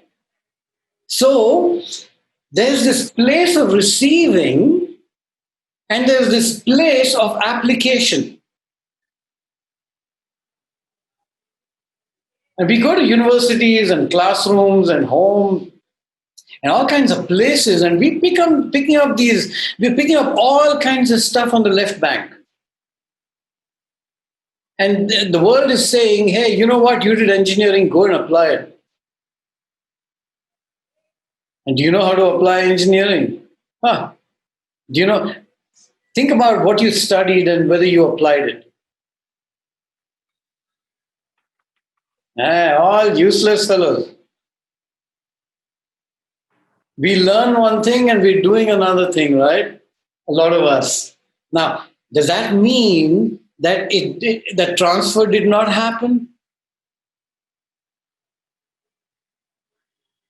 Probably not. I overheard one of the stories in which something happened and it didn't quite turn out right, and that person said, I will never do that again.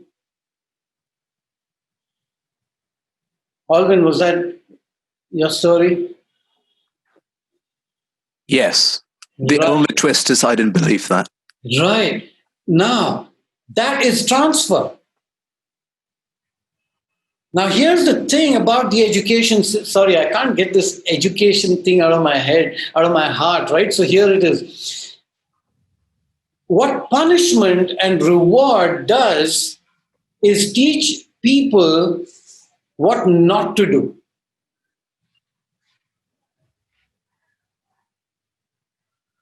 It doesn't tell them what to do. It teaches them, if I don't do this, I'll get a reward. If I don't do this, I will get punished. It teaches them what not to do, but there is no exploration component in that learning or transfer at all. What they learn is what not to do. It's called negative transfer. We'll come to it later. Okay, so here's the thing. You learn 2 plus 2 on one bank, then you go, and then I give you 4 rupees and I say, go and buy 10 chocolates, and of course you don't know what to do. So, what I was really doing at that point in time is telling you, hey, you know what? Apply that 2 plus 2 now.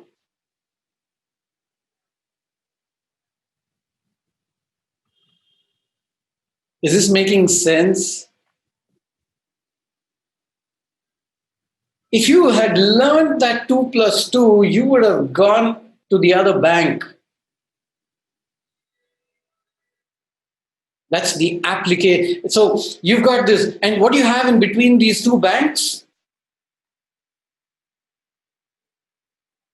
Water. The transfer of learning?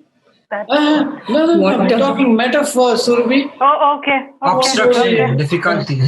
Water. Yeah, what does that water look like? Deep. Hurdle. Deep. It's deep? Yes. It's a hurdle. It's dark. Experience.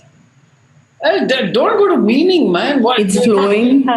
It's flowing. It's flowing. It's an hurdle. Unknown. It's unknown. Absolutely right. Wonderful. You're getting the idea. Okay? Now, transfer.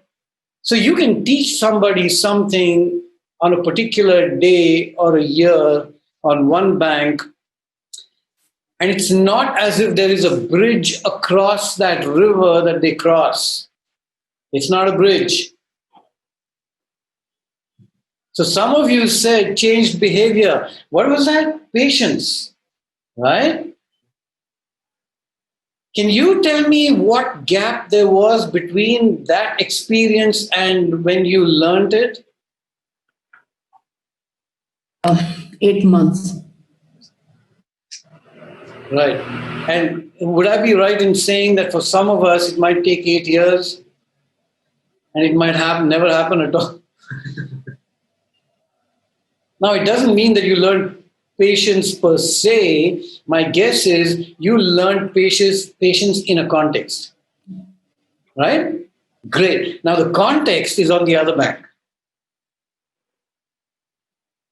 Learning about patience was on the receiving bank. Applying that patience is on the other bank. And you know what's going on in the meanwhile? There's no bridge. You're on a raft.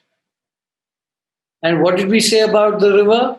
Oh, no, we didn't say, oops, sorry. We didn't say, nobody called it a river. I'm calling it a river. It's water. It's deep. It's dark.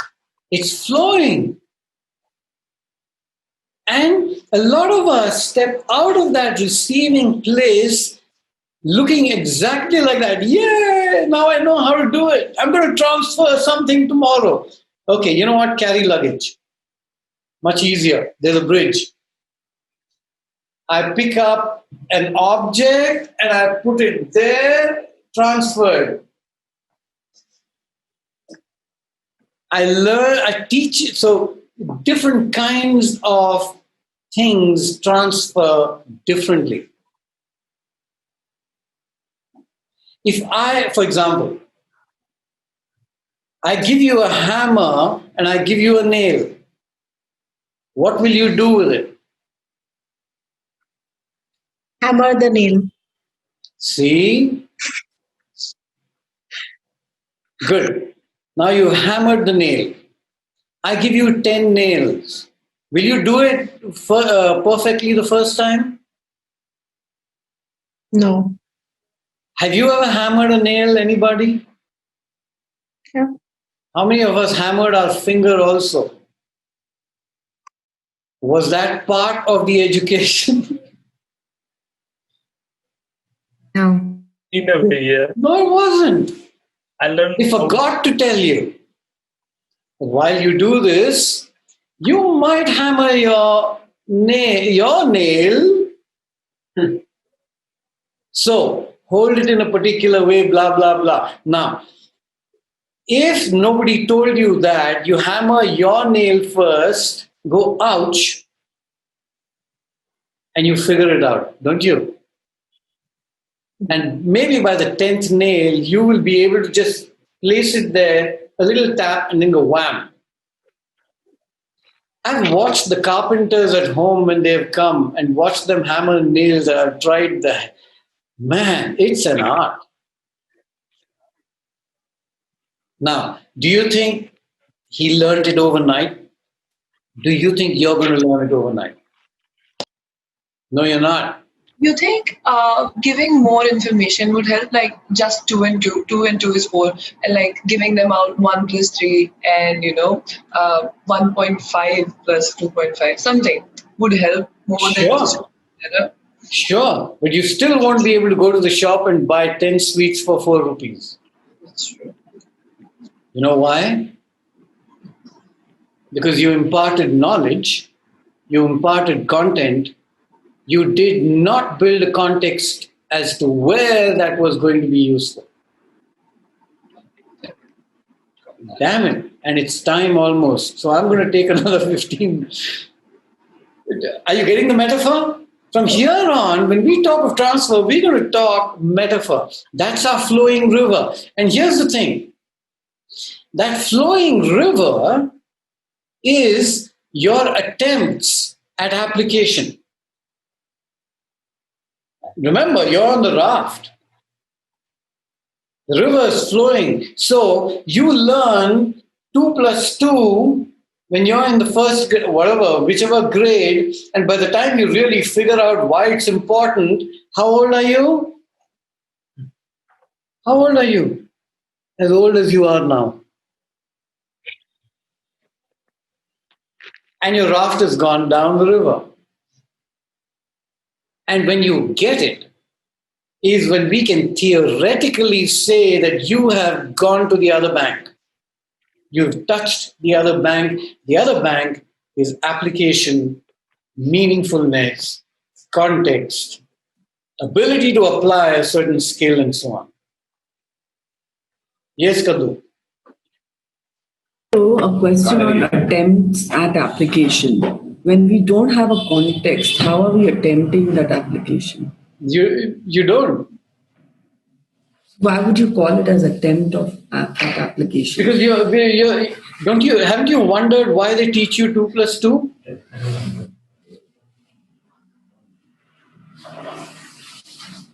I mean, not really. Good. See? The raft has gone down that river. I haven't wondered ever. I all my life, and I still wonder why did they teach me the A plus B square equals to sum square? So you're my friend, Surabhi. That's my favorite example. Especially when I'm looking up the sky, I always wonder why did this math teacher teach me this? Why? Good. So you're still floating down that river on your raft with that luggage of A squared plus B squared plus 2AB. Yeah, okay. Yes. That is exactly that question. Now here's a gentleman who's figured that out about 25 years into his life. Okay, wow. He figured it out because somebody told him that you learn calculus because it's relevant when you look at load structure on a building or some. No, so mine was calculus and integers and all that, and I had the same thing, and I was like, "हाँ, पर मैं किधर life में use करने वाला है?" Yeah. And this guy is an engineer, so he's like, "अरे ये ceiling दिख रहा है ना, वो उसका नीचे का जो brick है ना, उसके ऊपर उसका density क्या होना चाहिए?" Oh, sorry. He said that you see the ceiling, which is this bridge, this massive one. He said that to calculate the density of the cement for that brick so that it can take a certain amount of load, that is why you use calculus. And I was just like, what? I was like, if someone had told me that in school, maybe I could have been interested in it. Exactly. In between were these attempts at application. I mean, why am I learning this? Yeah. And if you have a classroom full of kids who are asking that question and don't get that answer, would you say their motivation is going to suffer? Why would they be interested in learning about calculus if they don't know where it applies? Why do you think motivation is so low in classrooms? Why do you think, what do you think is the motivation level of this bunch? Look at your screen, look at the faces and tell me.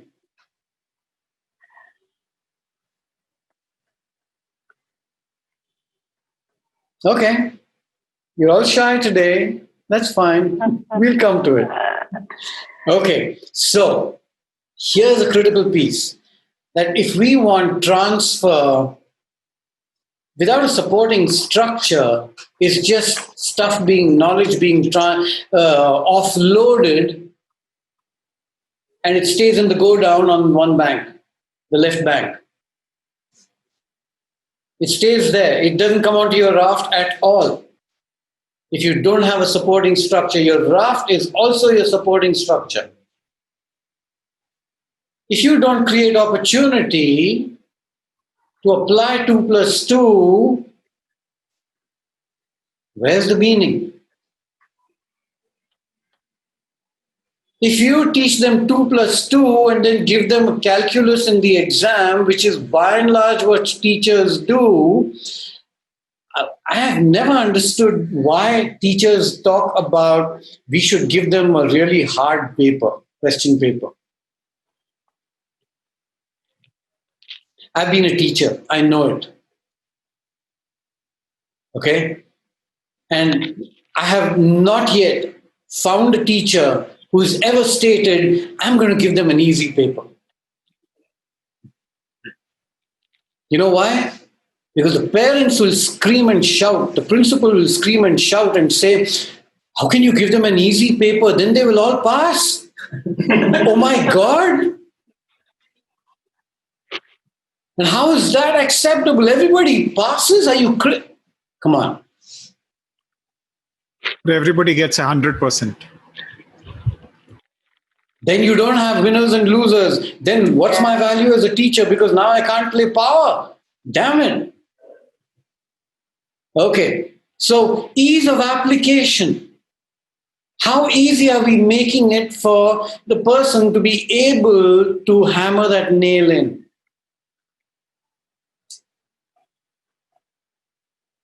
What does it do when if you set it up as easy, what will it do? If you set it up as hard, what will it do? This whole thing about are they feeling safe to do it? I know of people who never hammered a nail again in their whole life because they hammered their nail instead.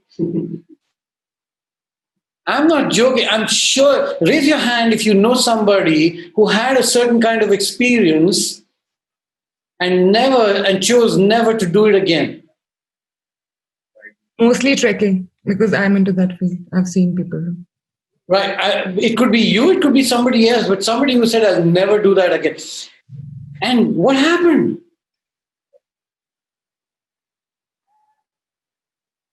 In organizations, we set people up for failure. Most training is designed for people to forget it the moment they walk out. Because the environment is a huge threat. Monica, I'm going to say this in Hindi and then I'll translate it. It's like, हाँ मालूम है 2 दिन training करके आया ना, ज़्यादा सिखा मत, काम पे लग जा. Yeah, I know you've come after 2 days of training. Now get to work. And unless the environment changes, the support transfer is only a dream.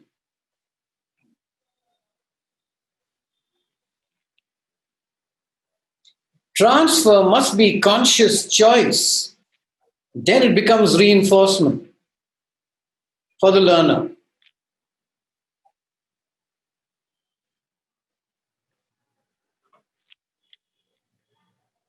IT industry, many of you will know this. Some technology comes up, we train 600 people, and then they go back to their work and they say, okay, where is my, give me one of those languages that they use in IT. Java, Python. Sorry, Survi? Python, Java. Python, right. They tell Python, train the whole organization. Yay! They go back to work, no Python. 6 months later, Python's going to come. Yeah. अभी से सबको डरा के रखें, Python आ रहा है, Python आ रहा है.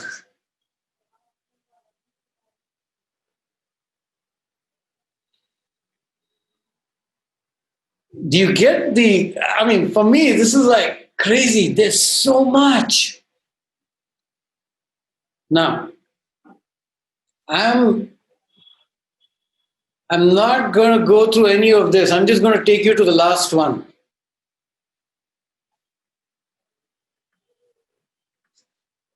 Why? You're not going to take it at all? You're already so fast, Vishwas. Yeah. This is... Okay. This is intentional. You're not going to do last slides at all. I am, sweetie. I'm just not going to do them today. Otherwise, you'll go to sleep or you'll die of hunger or something. I don't know. You'll faint. It's Friday evening, Vishwas. Why is my glass empty? Okay. So this is what we are, by and large, going to cover over the next 4 sessions. Hopefully, we'll get there.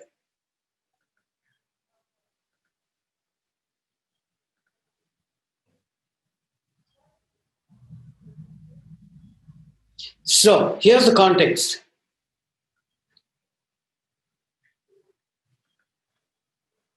All training, education is a journey. Now, if you're in the corporate training world, somebody calls you up and says, hey, do you want to do this? Can you do this? And say, yeah, I'll do it. Okay, great. And then what? They say, okay, the contract is yours. Then what do? Okay, you've had some conversations and all that. And then you might meet the group, might not meet the group. You just walk into a cold classroom on a particular day and you go out there to deliver whatever you've planned and whatever they told you should do. And if you're lucky, you have somebody from HR sitting there and making comments on how you are doing. And it's usually some kid who's just passed out of MBA management school. So this is beginning of the Surabhi, you know what I'm talking about, right? Okay. Hey, this is true with schools as well, okay? Some teacher just walked out of B.Ed school, walks into, and she's supposed to hold a whole class together. And of course, those kids are going to scream and shout, and then the principal comes and says, oh, classroom management, you need to learn some classroom management, whatever that means. Okay. So there is such a thing as the beginning of a journey and the end of a journey, and you can decide what that means to you. If you don't know what that is for you, let's have a conversation. The problem is we only see this. You know what? Where do you think we are going?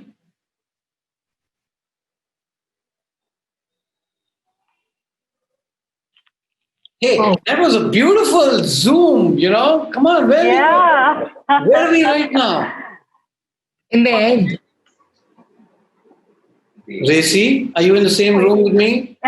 It's a screen and the vehicle is like, going towards my right.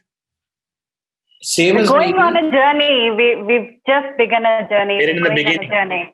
Yeah, no, if that bus is the beginning, what is this?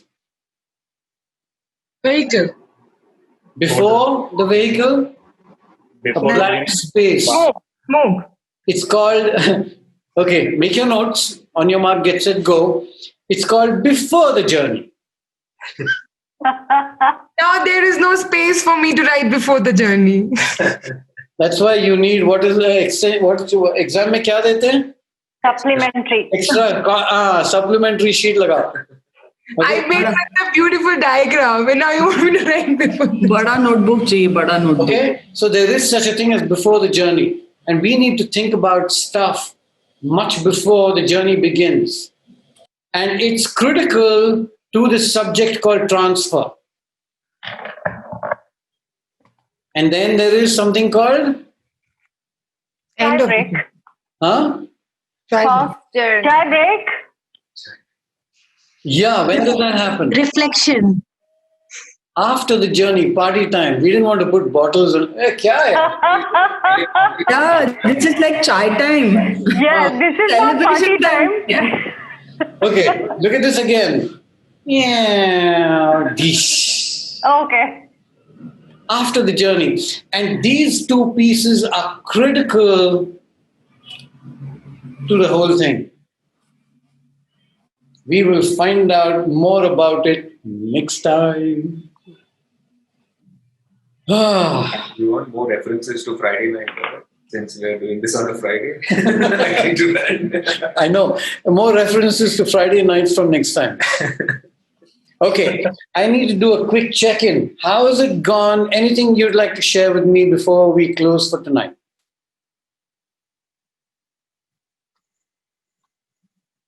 Don't be shy. I need to know. This is about you. This is not about me. Vishwas, I need to leave. I've had a long, long day today. Bye. No, you didn't answer my question though. How's it been? It's been nice in the sense of refreshing everything, but I was kind of physically tired. So kind of a little, I was the one who said spaced out. Right. So you know what to do before the next session, right? Yes. Get some rest. Yes, take some rest. Yeah. Okay. Stay safe. Thanks. Bye. Yeah. Bye. Okay.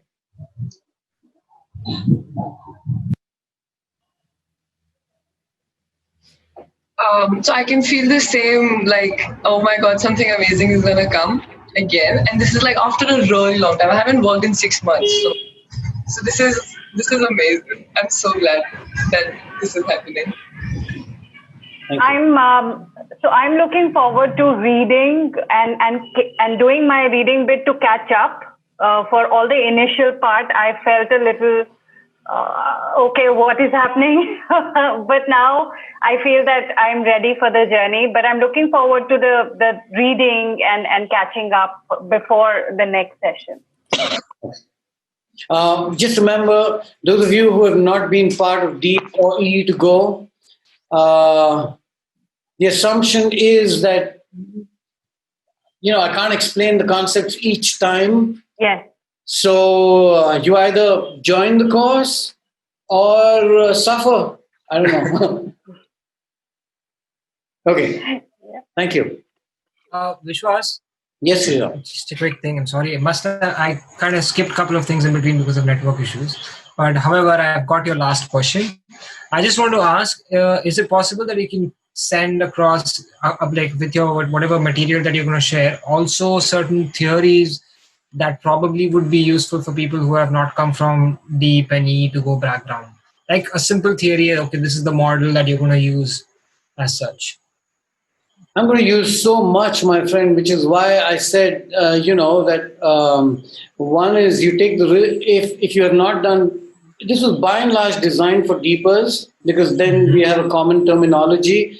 But I don't know how much to give you. I have to give you 18 sessions. Huh.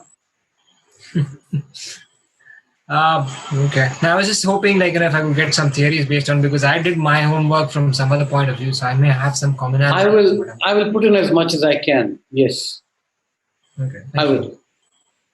Okay. Yeah. Thank you so much. Right. Vishwas? Yes. So I'm in that transparent bottle, but this time around, I think I have the note in my hand now and sailing through the water to come to the next bank. So that's how I'm feeling right now. I'm out of that bottle. Yeah, I've reached 5 years. You know what? 17 to 20, 10 years. Those of you who are new to this, this means don't be in a big rush. If you think you're going to get it immediately, I've been in this thing for 30 years and okay, I'm not so smart, so I took 30 years, but it's going to take you time. So don't be in a rush. The more anxious you get about trying to get it immediately and now, just give it time. This is 5 years. This is what? 10 years. And this? Forever. End of your life. X. Okay. I need to drop Vishwas. I have to join another session. Bye. Bye. Yeah. Bye, everyone. It's not compulsory. Whoever wishes they want to say something, feel free. If you have to leave, go ahead and leave and I'll get the message. Okay. Bye, everyone. I think for me, the refresher was very good. And I think some new connections I made, which I didn't make it earlier. So, yeah, it was useful. Looking forward. So Vishwas, for me, this is sort of completely new, and that has stoked a lot of curiosity. It's almost like I'm feeling hungry in more ways than one. Of course, I don't know as to how I'll be able to satisfy this hunger, but I can recognize that even if I'm not fully satisfied, it's okay. Whatever I get, I get.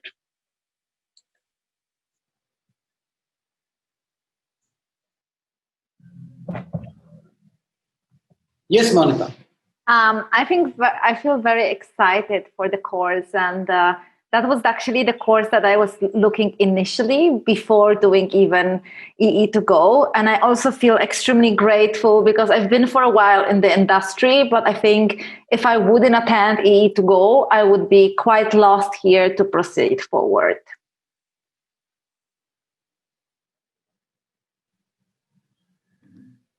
For me, I guess I feel a little comfortable because I see familiar faces. And for me, it's like a continuation to my ego, which makes it a little less, you can say, I'm not that. Yeah, I know. I think you got a lot of nodding heads there. Yeah, so I feel comfortable. For me, it's a continuation, like there was no break.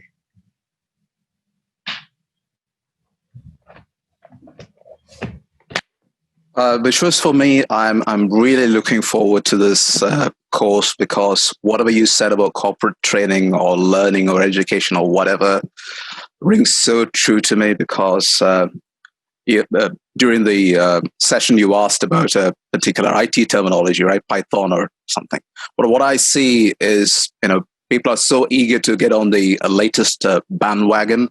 It could be Agile, Scrum, whatnot, and people are after certificates and just having a very conceptual, cognitive understanding of these concepts. And they would be spending a lot of years, 12, 13, 14, 15 years. And unfortunately, what I've realized is they haven't understood the spirit behind it. Right? Like, why do we implement these processes?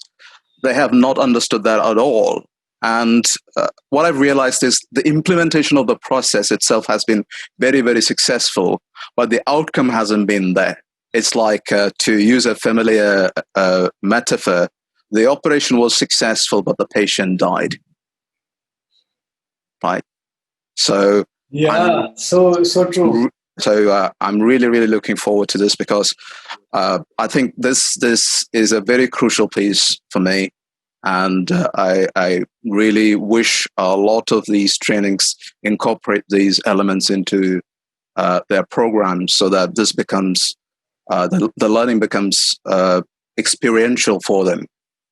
That it stirs them at a very fundamental level and it transforms them. So really, really looking forward to this. Yeah. Thank you. Pretty grounding as an experience, learning the basics, been quite insightful. Though I'm really kind of excited about, I want to kind of join up for the other course, but I've signed up for something else. So my time is really caught up with in the whole week. but would like to kind of do this and maybe possible the other course. Maybe if I could start from the beginning, but because I'm a little bit of a perfectionist, I want to start from the beginning. I mean, I don't want to watch videos and learn. I mean, maybe I'm old fashioned, maybe I'm old, but I'd like to listen to you live. And so I don't know how to go about doing it, but let's see, we'll struggle.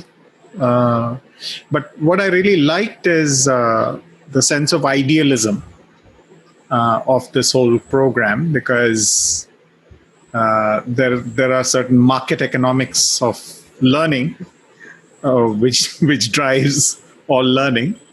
But this is refreshing. I actually invited the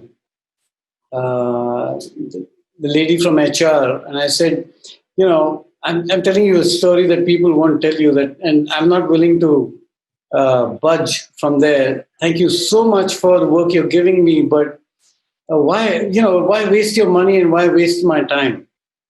And sometimes, you might want to risk this conversation with even with corporate clients, because I believe that they know this already, just nobody is speaking up. And when I said, you need to attend this because I'm going to be talking about what this transfer thing does. And if you're not going to if you want me to do 2-hour sessions, it's not going to work, not for you and not for me. So, and they've been willing to play that game. And they said, okay, so the conversation's been up and down because you put them in a tizzy, but it might be this market economics that you talk about. Hey, I think it's time we talked about learning the way it could happen, and not, let's just dump these people with a whole lot of 4-letter words, whatever. So what's interesting is one has walked away from a number of those kind of conversations and let go of opportunities. So from a principle point of view, there is significant resonance. No challenge on that. Yeah. Thank you. I'll go next. I'm thrilled, not because I'm repeating this, but more because I'm repeating it to apply it in a different space, more of a coaching and intrapersonal space, which I remember was my strength long back before I actually got into interpersonal group work. So back there, and yeah, enjoying it. I just have to see how do I bring the transference in me from group to intrapersonal. Yeah, that's a journey. So grateful. Thank you.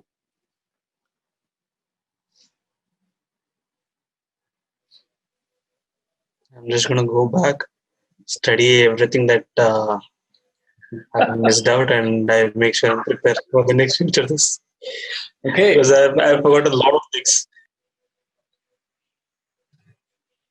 Cool. Vishwas. Yes. And I would just like to tell. This was kind of an overwhelming experience where I also was trying to gauge whether I can continue with, say, the jargons that you guys put across and stuff like that, because I will mostly try to relate with what I have learned from my experience and the theories that I've learned from others or from online reading and stuff like that. And those are basically like things like, say, Kurt Hans or Karl Ronke's or Rudolf Steiner's and all of that, which I've picked up, learned, and applied on field and learned from other people. So I'm kind of backing of my backing of knowledge is like that, and which I'm going to try and see if I can relate to the sessions. That's what is my thought right now, and I hope I can do that. Okay. Oh, no. What did they say? I'm just cheering him on. Go Ram. Yes. Go Ram. Right. Okay, guys. Some people just don't want to leave the space. So I'm one of them. I'm going to have to throw you out. Sleep well. Stay safe. You will get your journal assignment sometime tomorrow, day after. Yeah, have fun and some reading material. Okay? Yeah, please, reading material. Right, folks. Bye. Good night. Bye. Bye, guys.